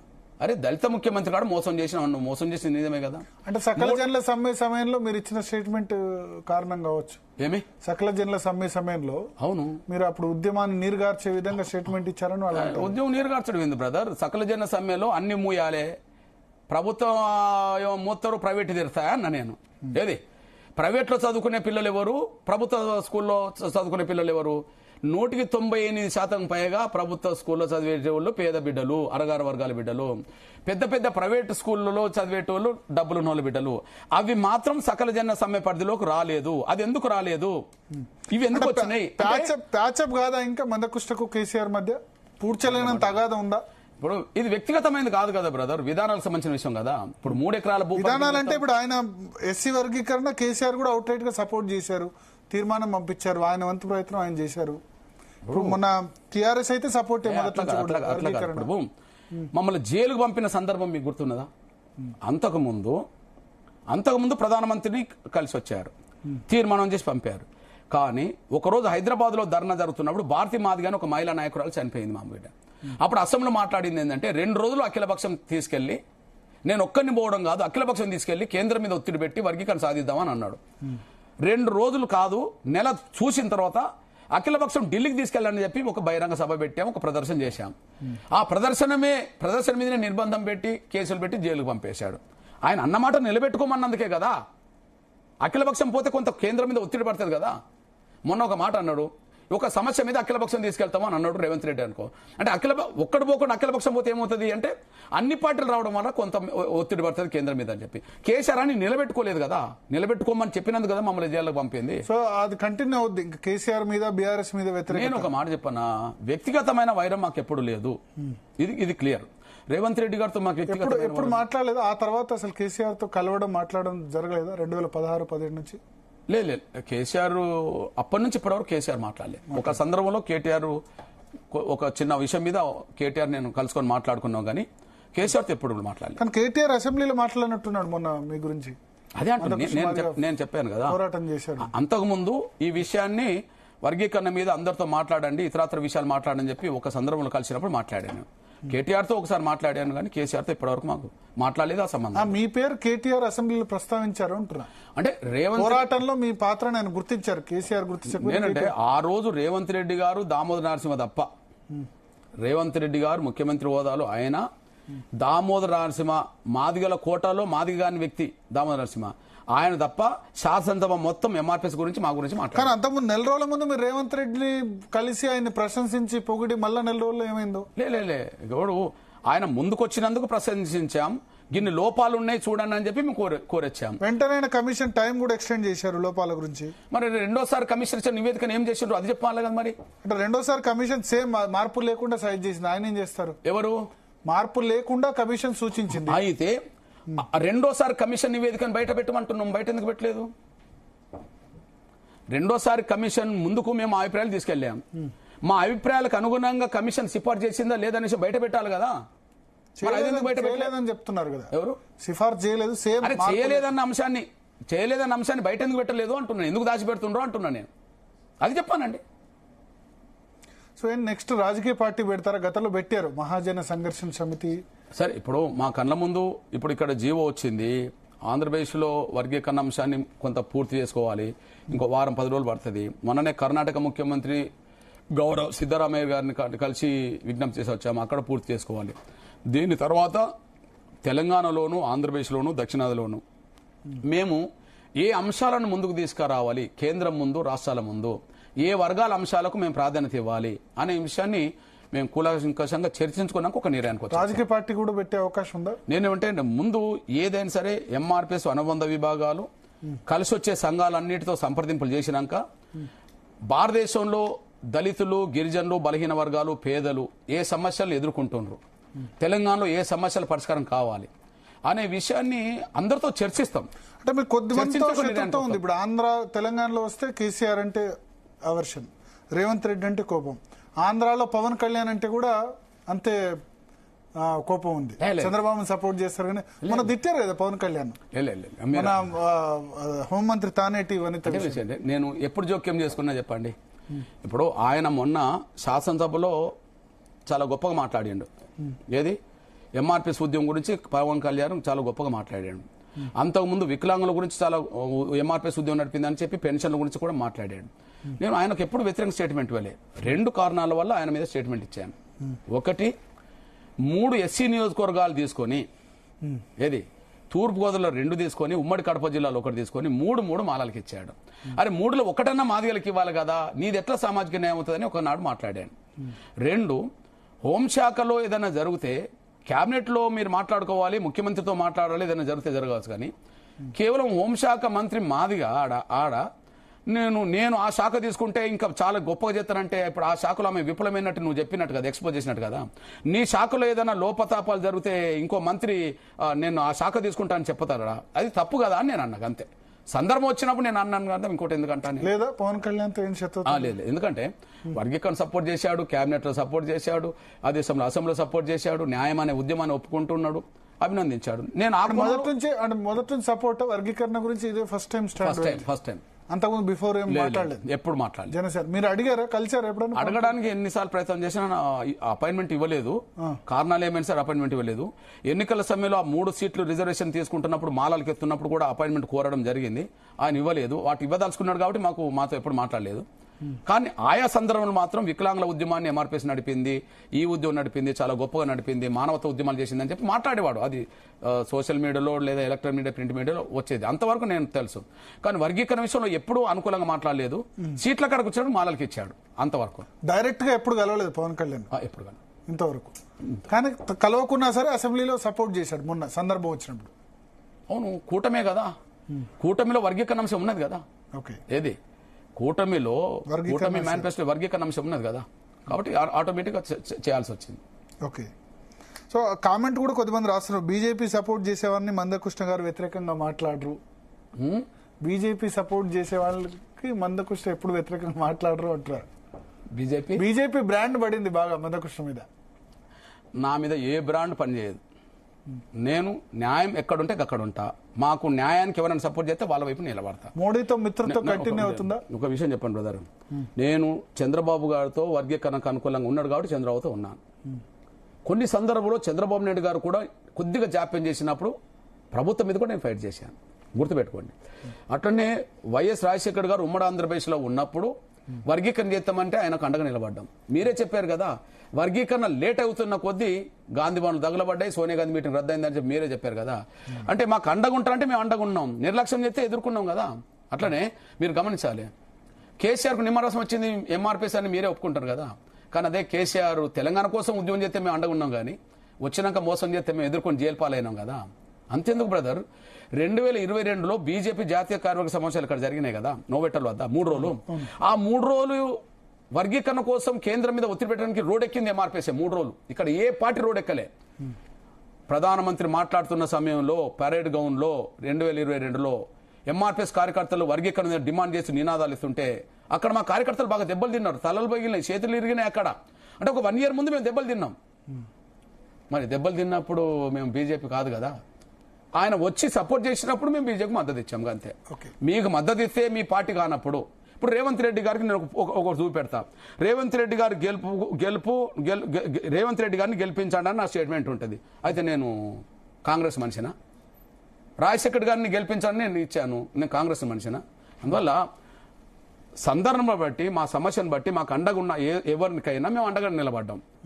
ఇప్పుడు అండగా నిలబడి వర్గీకరణ అయింది కాబట్టి ఇంకా పూర్తిగా మోడీకి సపోర్ట్ ఉంటారు. మీ డిమాండ్ నెరవేర్చారు కాబట్టి మోడీ ప్రధానమంత్రిగా ఉన్నంత కాలం సపోర్ట్ ఉంటుంది. ఏంటంటే నేను కృతజ్ఞత గల మనిషిని. మా అంశం 30 ఏళ్ళు పెండింగ్ లో ఉండి నిజంగా బయటపడడానికి గౌరవ నరేంద్ర మోడీ గారు కేంద్రం ద్వారా అందించిన సహకారం మేము మర్చిపోలేం కదా. అంతో ఎంతో కృతజ్ఞత ఉండాల్సిన సమయంలో గౌరవ నరేంద్ర మోడీ గారికి ఒక సోదరుడిగా నేను అండగా ఉండడం నా బాధ్యతే కదా. తప్పే ఉన్నది బ్రదర్, ఉంటాను. కానీ మందకృష్ణ చిట్టికేస్తే బహుశా ఏ రాజకీయ పార్టీ నాయకుడు చిటికేస్తే ఒక రోజులో 1,00,000 మందిని జమ చేయగలరు, లక్షల సంఖ్యలు జమ చేయగలరు. రాజకీయాల్లో ఎందుకు విఫలమైనారు బ్రదర్? ఇప్పుడు డాక్టర్ బాబాసాహెబ్ అంబేద్కర్ కాలంలో కూడా దేశవ్యాప్తంగా దళితులందరికీ మొదటి నాయకుడు అంబేద్కరే. దళితులుగా సాంఘిక చైతన్యం ఉన్నంత రాజకీయ చైతన్యం లేకపోవడం వల్ల కదా 2 సార్లు ఆయన ఓడిపోయిండు. అంటే సామాజిక స్పృహ, సామాజిక చైతన్యం వేరు, రాజకీయ చైతన్యం వేరు. రాజకీయ చైతన్యం అంటే గ్రామాల్లో పట్టు బిగించిన ఉన్నత వర్గాల చేతిలో దళిత వర్గాలు, బలహీన వర్గాలు వాళ్ళ చేతిలో కంట్రోల్ అయి ఉంటుంటాయి. ఓకే, అవునా కాదా? ఉంటుంటాయి. ఉదాహరణకు ఇప్పుడు చాలా జనరల్ స్థానాల్లో రెడ్డిస్ మీద ఇతరత్ర అగ్రకులాల మీద నా బీసీ సమాజం వాళ్ళు చాలా ఓడిపోయారు. మరి జనాభా చూస్తే బీసీ జనాభా ఎక్కువ కదా, ఆటోమేటిక్ వేసుకుంటే ఉదాహరణకు ఇప్పుడు మనకు భువనగిరి ఉన్నది అనుకోండి, భువనగిరిలో ఒక నా బీసీ సోదరుడు బీజేపీ వైపు నుంచి ఇంకో వైపు నుంచి పోటీ చేశారనుకోండి, బీసీలందరూ ఏకమవుతే అంటారు కదా. కానీ బీసీలైనా దళితులైనా గిరిజనులైనా ఉన్నత వర్గాలకు సంబంధించిన వాళ్ళ ఆధిపత్యం కిందనే ఇంకా నలిగిపోతున్నారు. అది అంబేద్కర్ కాలం నుంచి ఇప్పటి వరకు అది కనిపిస్తున్నది. కాబట్టి సామాజిక స్పృహతో వచ్చిన చైతన్యం వేరు, రాజ్యాధికార చైతన్యం వేరు. ఇది ఎక్కువ ఉంటుంది, ఇది తక్కువ ఉంటుంది. చట్టసభల్లో డైరెక్ట్ ఎలక్షన్ గెలుస్తారా మందకృష్ణ మాదిగ? ఎప్పటికైనా గెలవాలనుందా?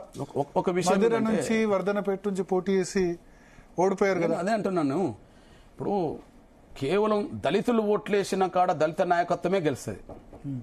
కానీ వాళ్ళ చెప్పు చేతులు ఉండబడే నాయకత్వాన్ని పార్టీలు పెడుతుంటాయి. ఇప్పుడు అంబేద్కర్ ఒక అనామకుడి చేతులు ఎందుకు ఓడిపోయిండు కాంగ్రెస్ చేతిలో? ఆ అనామకుడైన పేరేందో నాకు సరిగా తెలియదు అనుకుందాం, దేశానికే తెలియదు, కానీ గెలిచిండు. కానీ అప్పటికి ప్రపంచానికి తెలుసు అంబేద్కర్, కానీ ఆయన ఓడిపోయాడు. కారణం ఏంది? అదే దళితులే స్పష్టంగా ఓటేసిండ్రు అనుకోండి, అంబేద్కర్నే ఎన్నుకుంటారు. కానీ దళితేతరుల చేతిలో పార్టీలు ఉన్నాయి, కానీ దళితేతర చేతిలో ఉండబడే ఉన్నత వర్గాల లీడర్లు వాళ్ళ ఏజెంట్లను పెట్టుకుంటారు, వాళ్ళే గెలిచిండ్రు. ఇప్పుడు ఎగ్జాంపుల్ మీ దృష్టికి ఒక ఉదాహరణకు మీ దృష్టికి నేను తీసుకొస్తున్నా. ఈ దేశంలో ఇప్పుడు మనం శాసన మండలి అనుకోండి, ఇప్పుడు శాసన మండలిలో ఒక ఎమ్మెల్సీని ఎన్నుకోవడానికి టీచర్స్ సంబంధించిన శాసన మండలి ఉన్నదా లేదా? అందులో ఓటింగ్లో ఎవరు పాల్గొంటారు? టీచర్స్. ఓకే. స్థానిక సంస్థల ఎమ్మెల్సీ ఉన్నదా లేదా? ఓటింగ్లో ఎవరు పాల్గొంటారు? స్థానిక సంస్థలు పాల్గొంటారు, అంతేనా? గ్రాడ్యుయేట్కి సంబంధించిన ఎమ్మెల్సీ ఉన్నదా లేదా? ఓటింగ్లో ఎవరు పాల్గొంటారు? గ్రాడ్యుయేట్స్ మాత్రం. మరి దళిత ఎమ్మెల్యేలు ఉన్న కాడ దళిత నియోజకవర్గంలో ఓటింగ్లో ఎవరు పాల్గొనాలి? దళితులే పాల్గొనాలి. దళితులే పాల్గొన్న రోజు దళితుల కోసం ఉద్యమం చేసే వాళ్ళు గెలుస్తారు. కానీ మిగతా వాళ్ళు అవును, మిగతా వాళ్ళకి ఓటింగ్ రైట్ ఉండకపోవడం కరెక్ట్ కాదు. అవును, టీచర్ ఎన్నికల్లో మరి అందరూ ఓట్లేయాలి. టీచర్లు ఎందుకు? ప్లీజ్ నేను ఏమంటున్నానండి, అది టీచర్ ఎమ్మెల్సీ అంటున్నామా లేదా? స్థానిక సంస్థల ఎన్నికల ఎమ్మెల్యే వేరు కదా బ్రదర్. నేను ఒక మాట చెప్పాను, ఏదైనా శాసనసభలో తీర్మానాలు జరుగుతున్నాయా లేదా? ఎక్కడన్నా చట్టం జరుగుతున్నప్పుడు ఆ చట్టం శాసనసభ తీర్మానం చేస్తే శాసన మండలి తీర్మానం చేయకపోతే ఆమోదించినట్టు అవుతుందా? లోక్సభలో తీర్మానం జరిగి రాజ్యసభలో తీర్మానం జరగకపోతే ఆమోదించినట్టు అవుతుందా? అంటే దళితుల నియోజకవర్గాల్లో ఓన్లీ దళితులే ఓట్లేయాలంటారు, మిగతా వాళ్ళకి ఓటు హక్కు ఉండద్దు అంటారు. అదే కదా పూనా ఉడంబడిక లేకపోవడం వల్ల పూనా ఉడంబడిక వల్ల వచ్చిన మాకు కర్మ కదా. అంబేద్కర్ ఓడిపోవడానికి పూనా ఉడంబడికే కారణం కదా. అంబేద్కర్ ఆవేదన వ్యక్తం చేశాడు కదా. కమ్యూనల్ అవార్డు ప్రకారం దళితుల నియోజకవర్గాల్లో దళితులే ఓటేసుకోవాలా. ఓకే, అప్పుడు నిజమైన దళితుల కోసం పాటుపడేవాడు గెలిచేవాడు. అంబేద్కర్ ఓడిపోవడానికి కారణం అదే, మాలాంటి వాళ్ళు ఓడిపోవడానికి కూడా కారణం అదే. స్వతంత్రంగా ఎందుకు ఓటేసుకోవద్దు చెప్పండి? శాసన మండలిలో ఈ టీచర్ ఎమ్మెల్సీ తీసేయండి, టీచర్లు ఎందుకు ఎట్లా వేయాలి ఒక ఎమ్మెల్సీని ఎన్నుకోవడానికి? చట్టసభ కదా అది. గ్రాడ్యుయేట్స్ ఎందుకు ఓట్లేయాలి? లేదా స్థానిక సంస్థలు ఎందుకు ఓట్లేయాలి? వాళ్ళు తప్ప ఇంకోరు ఓట్లేదంటారు కదా. మరి దళిత నియోజకవర్గాలు దళితులు తప్ప ఎందుకు ఓట్లేయాలా? ఈ చర్చకు వచ్చినప్పుడు నేను చర్చకు సిద్ధపడతా. కమ్యూనల్ అవార్డు పోయి ఉమ్మడి రిజర్వేషన్లు ఉమ్మడి నియోజకవర్గాల పద్ధతి రావడం వల్ల మాకు నష్టమే జరిగింది బ్రదర్. ఉదాహరణ తీసుకొస్తాను చెప్పాను. అసలు ఈ దేశంలో ఎస్సీ ఎస్టీకి సంబంధించిన వాళ్ళు, ఈ దేశంలో ఎస్సీ ఎస్టీ సమస్యల మీద ఎవరు గొంతెత్తుతుండో చెప్పండి? గెలిచిన వాళ్ళు లోక్సభ రాజ్యసభ ప్రతిపక్ష నాయకుడే కాంగ్రెస్ పార్టీ జాతీయ అధ్యక్షుడు, ప్రతిపక్ష నాయకుడు. ఎస్సీ ఎస్టీలకు ప్రైవేట్ రంగుల రిజర్వేషన్లు కావాలని ఎందుకు మాట్లాడతలేడు? భూములు పేద దళితులకు పంచాలని ఎందుకు మాట్లాడతలేడు? వీళ్ళు ఒక రకం చెప్పంటే ఉన్నత వర్గాల పాలేరులే అంతే. మీకు నరేంద్ర మోడీ పిలిచి పదవిస్తే తీసుకుంటారా? నేను ఒక మాట చెప్పాను, ఇప్పటి వరకు నేను దాని గురించి ఆలోచించలేదు. ఇది క్లియర్. ఎందుకంటే నన్ను నమ్ముకున్న నా జాతిని గెలిపించాలి, ఇది నేను పెట్టుకున్నది. ఇప్పటి వరకు ఏ పదవి తీసుకున్నా ఆ పదవి అది నా జాతి ఉద్యమానికి దెబ్బతీస్తుందేమో, అది బలహీనం చేస్తుందేమో, లక్ష్యం మళ్ళీ పక్కదారి పడుతుంది అని చెప్పి 30 ఏళ్ళు నేను అవకాశాలన్నీ ఆఫర్స్ వచ్చాయా? ఎందుకు రాలేదు మీకు తెలియదా? రాజశేఖర రెడ్డి టైంలో ఎమ్మెల్సీ ఇచ్చారు. ఫస్ట్ 98లో చంద్రబాబు నాయుడు గారు పెద్దపల్లి ఇచ్చే ప్రయత్నం చేశాడు కదా, వద్దనుకున్నాం కదా. 99లో రాజ్యసభ ఇచ్చే ప్రయత్నం చేశాడు కదా, వద్దనుకున్నాం కదా. మీరు అన్నట్టుగా రాజశేఖర్ గారు ఎమ్మెల్సీ ఇచ్చే ప్రయత్నం చేశాడు కదా, వద్దనుకున్నాం కదా. వరంగల్ లోక్సభ సీట్ ఇచ్చే ప్రయత్నం చేశాడు కదా, వద్దనుకున్నాం కదా. అంతెందుకు బ్రదర్, 2024 పార్లమెంట్ ఎన్నికల్లో కృష్ణమాది గారికి వరంగల్ పార్లమెంట్ సీటు బీజేపీ ఇస్తున్నదని చెప్పి మొత్తం అన్ని పత్రికల్లో ఎలక్ట్రానిక్ ప్రచారం చేసింది కదా, అది కూడా వాస్తవమే కదా, వద్దనుకున్నాం కదా. ఎందుకంటే ఒక జాతిని గెలిపించే లక్ష్యంలో భాగంగా నా జాతిని గెలిపించడమే లక్ష్యం పెట్టుకోవాలి తప్ప చిన్న చిన్న పదవులకు ఆశపడితే చిన్న పదవులకు లొంగిపోతే లక్ష్యం దెబ్బతింటే అది జాతికి ద్రోహం చేసినట్టు అవుతుందనే పద్ధతిలో మేము ఆ కమిట్మెంట్కు లోబడే పని చేసుకుంటూ వచ్చాం. నన్ను నమ్ముకున్న నా జాతిని గెలిపించాలి. అంతకంటే ముఖ్యంగా కొన్ని వేల సంవత్సరాలుగా అస్తిత్వం కోల్పోయిన కదా ఆత్మ న్యూనత భావంతో బతికి అన్ని రంగాలు వెనుకబడ్డ జాతి పక్షాన మొదటిసారి తలెత్తుకొని తిరిగి ఒక న్యాయమైన పోటం చేయడం మొదలుపెట్టింది జాతి. ఈ మొదటి యుద్ధం వేల సంవత్సరాల తర్వాత మొదటి యుద్ధం జాతి అస్తిత్వం పేరుతో జరిగింది. ఈ మొదటి యుద్ధంలో గెలవకపోతే ఇంకో 100 తరాలు మళ్ళా కానీ వేరే వాళ్ళు ఇచ్చిన పదవిని తీసుకొని అన్నారు కానీ మీరు కంటెస్ట్ చేశారు కదా ఇండివిజువల్ మీ పార్టీ అదే కదా తేడా. మీ పార్టీ అదే కదా తేడా. ఎందుకు ఇతర పార్టీల ద్వారా నేను వాళ్ళ పార్టీల పేరు వెళ్తే మా వాళ్ళు బానిసత్వం చేసినట్టుగా నేను చేయాలి. అరే టీఆర్ఎస్ లో భూములు గుంజుకుంటుంటే టీఆర్ఎస్ లో దళిత లీడర్లు ఏం చేసిండ్రు?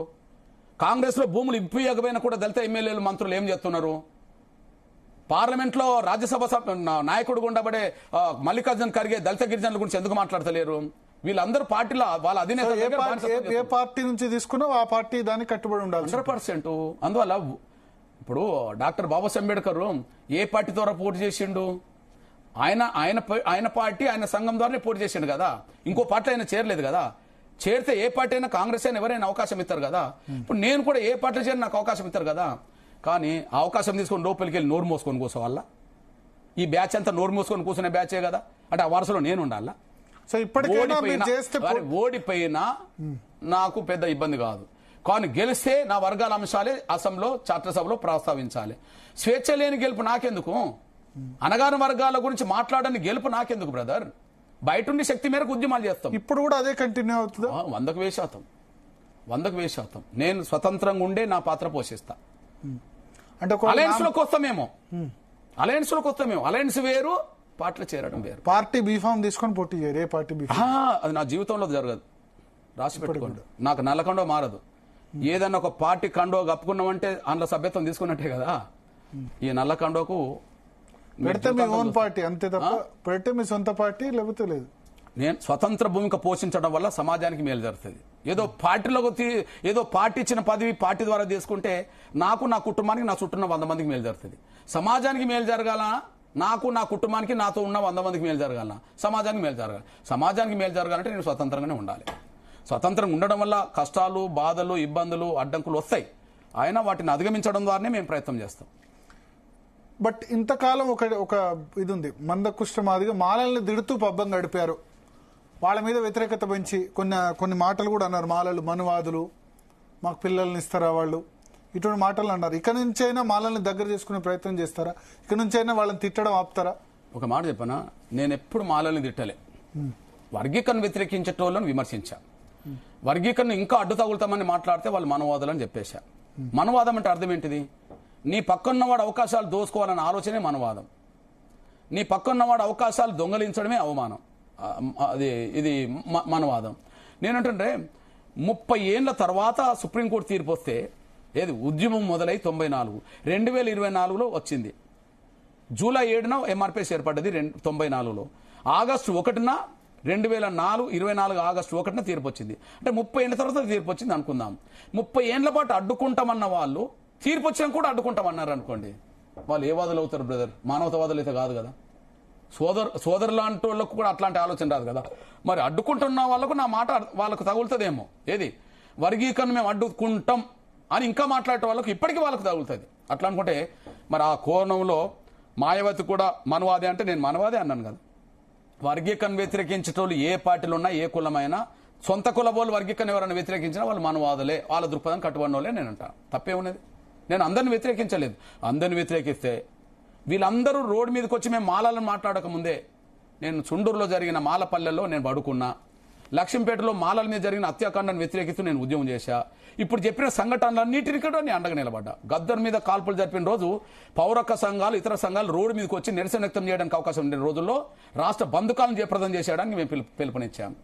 ఓకే, శంకర్రావు మీద దాడి జరిగినప్పుడు టీఆర్ఎస్ కాంగ్రెస్ గవర్నమెంట్లోనే కదా. శంకర్రావు మీద దాడి జరిగినప్పుడు ఆ దాడి నిరసిస్తూ ఉద్యమాలు చేసేది మేమే కదా. చంద్రరావు ఢిల్లీలో దెబ్బలు తిన్నప్పుడు, హరీష్ రావు చేతులు దెబ్బలు తిన్నప్పుడు ఆయన కండగ నిలబడి ఉద్యమాలు చేసింది మేమే కదా. గీతారెడ్డికి అవమానం జరిగినప్పుడు ఆ అవమానానికి వ్యతిరేకంగా ఉద్యమం చేసింది ఎంఆర్పీఎస్ఏ కదా. నేను చెప్పుకుంటూ పోతే నా మాల సామాజిక వర్గానికి ఎక్కడ అన్యాయం జరిగినా నేను నిలబడ్డా. అంటే ఇప్పుడు కానీ మాలలో ఎవరైతే అడ్డు తగులుతున్నారో అంటారో వాళ్ళు ఖచ్చితంగా నాకు ఇప్పుడు ఏమనిపిస్తుంది అంటే మీరు నామినేటెడ్ ఒకవేళ రాజ్యసభ మెంబర్ రాష్ట్రపతి నామినేటెడ్ అటువంటి పోస్టులు మాత్రమే తీసుకునే విధంగా అనిపిస్తుంది. నేను ఒక మాట చెప్పనా బ్రదర్, స్వేచ్ఛ లేని ఎక్కడికి నేను వెళ్ళను, స్వేచ్ఛను కోల్పోయి నేను వెళ్ళను. నేను వెళ్ళడం అంటూ అసెంబ్లీకి వెళ్ళినా లేదా పార్లమెంట్కి వెళ్ళినా ఎక్కడికి వెళ్ళినా నా దళిత గిరిజన బలహీన వర్గాల అగ్రకులాల పేదల వికలాంగుల సమస్త పేద వర్గాల సమస్యలు ఎజెండా చేయడం కోసం వెళ్తాను. ఒక్కసారి అసెంబ్లీకైనా పార్లమెంట్ అయినా డైరెక్ట్ ఎలక్షన్ గెలవాలని ఉందా? ఆ బాధ ఉందా గెలవలేదని? బ్రదర్ ఒక విషయం చెప్పనా, నా దళిత వర్గాల్లో నా గిరిజన వర్గాల్లో పేద వర్గాల్లో ఆ చైతన్యం పెరిగినంత కాలం అలాంటి వాళ్ళు కొంత ఇబ్బంది పడుతూనే ఉంటారు. కానీ బాధ ఉంటుందా ఎప్పుడన్నా? బాధ ఉంటుందా? ఇక్కడ మందకృష్ణ మాదిగ అంటే లక్షలాది మందిని చిటికల్లో జమ చేస్తారు కానీ ఒక ఎలక్షన్ చిన్న ఎలక్షన్ గెలవలేదు. అంబేద్కర్ ఓడిపోయినప్పుడు బాధపడలేదు బ్రదర్. కాకపోతే నా దళిత వర్గాల్లో ఇంకా చైతన్యం రాలేదు కాబట్టి నేను ఓడిపోవాల్సి వచ్చింది అని అన్నాడు. లేదా పూనా ఓడంబడికల వల్ల నేను ఓడిపోయినా అన్నాడు. ఆ పూనా ఓడంబడికే దళిత గిరిజన వర్గాల్లో దళారులను గెలిపిస్తుంది, దళిత గిరిజన వర్గాల్లో ఉద్యమకారులను ఓడిస్తుంది. అంతే. ఇప్పటికి కూడా అది జరుగుతూనే ఉన్నది. అయినప్పటికీ చైతన్యం పెరిగిన రోజు, సమాజం గుర్తించిన రోజు మా లాంటి వాళ్ళు స్వతంత్రంగా అడుగు పెట్టడానికి అవకాశం ఉంటుంది. అప్పటి వరకు మేము పోరాటంలో ఉంటామేమో కానీ రాజీ పడి ఆ కండువ ఈ కండువ కప్పుకొని వాళ్ళ పేరుతో మేము వెళ్లాల్సిన అవసరం నాకు లేదు. రైట్ మందకృష్ణ మాదిగ గారు, సో మొత్తానికి మీరు చెప్తున్నారు రాజీ పడి ఈ కండువ ఆ కండువ కప్పుకోను, డెఫినెట్ గా ఒకవేళ గెలిస్తే అలయన్స్ గా చేరే అవకాశం ఉంది తప్ప ఏ పార్టీ సభ్యత్వం మందకృష్ణ మాదిగ తీసుకోబోడు. అటువంటి పదవులే తీసుకుంటాం రాజకీయాల్లో. మళ్ళీ అంటే ముఖ్యంగా ఎస్పెషల్లీ చైతన్య ఇప్పుడు శాసనసభ గానీ పార్లమెంట్ గానీ ఎందుకు వెళ్ళాలి చెప్పండి? ప్రజా సమస్యల్ని ప్రస్తావించడానికి వెళ్ళాలి కదా, ప్రజా సమస్యల పరిష్కారం కోసం వెళ్ళాలి కదా. మరి ఆ పార్టీలో ఈ పార్టీలో చేరితే ప్రస్తావించే అవకాశం మాలాంటి వాళ్ళకి వస్తుందా? రాదు కదా. రానప్పుడు ఎందుకు ఉరకాలకు ఏం అవసరమే ఉన్నది? నాకు తెలిసి భారతదేశంలో ఎక్కలేని సమస్యల పరిష్కారం కోసం ఉద్యమాలు రోడ్డు మీద చేసి సాధించి పెట్టాం. శక్తి ఉన్నంత వరకు ప్రజల సమస్యల మీద ఉద్యమం చేస్తాం. సమాజం అంగీకరించిన రోజు చట్టసభలకు వెళ్తాం. ఈ దేశంలో ఈ రాష్ట్రంలో అణగారిన వర్గాల సమస్యలను ఎజెండా చేసి ఇంతకు ముందు ఎవరు ప్రస్తావించని విషయాలను పరిష్కారం కూడా కనుగొంటాం. ఆ స్ఫూర్తి మాకైతే ఉన్నది. ఇది అంబేద్కర్ నుంచి, జగ్జీవన్ రామ్ నుంచి, మావన్యశ్రీ కాన్శీరామ్ గారి నుంచి, అంతకుముందు పూలే నుంచి మేము నేర్చుకున్నది అదే, రేపు చేయబోయేది అదే. థ్యాంక్ యూ మందకృష్ణ మాదిగ గారు. సో మొత్తానికి మందకృష్ణ మాదిగ అయితే చెప్తున్నారు 30 ఏళ్ల కళ సాకారమైంది. నెక్స్ట్ టార్గెట్ ఇంకా 3-4 ఇష్యూస్ ఉన్నాయి. ప్రైవేట్ రంగంలో రిజర్వేషన్స్, తర్వాత క్రిమీ లేయర్, ఇటువంటి అంశాల మీద పోరాడతారు. తర్వాత ముందుగా ఆంధ్రప్రదేశ్లో కర్ణాటకలో వర్గీకరణ కంప్లీట్ చేయాల్సి ఉంది. ఆ తర్వాత నెక్స్ట్ ఈ ఉద్యమాలతో పాటు రాజకీయంగా కూడా వర్గీకరణ జరగాలని పోరాడతాం. నెక్స్ట్ అంటే ఏ పార్టీలో కూడా సభ్యత్వం తీసుకోను, ఎమ్మెల్యేగా ఎంపికైనా అయితే సొంతంగా పోటీ చేయడమో లేకపోతే వేరే విధంగా చేయడం, అది కూడా సామాజికంగా చైతన్యం రావాలి ప్రజల్లో. తర్వాత పూనా ఒడంబడిక ప్రకారం ఎస్సీ నియోజకవర్గాల్లో, ఎస్టీ నియోజకవర్గాల్లో ఆ ప్రజలే ఓటర్లుగా ఉంటే ఇంకా మరింత బలమైన వాదన వినిపించగలుగుతామని కూడా చెప్తున్నారు. ఇది మందకృష్ణ మాదిగతో ప్రత్యేక ఇంటర్వ్యూ.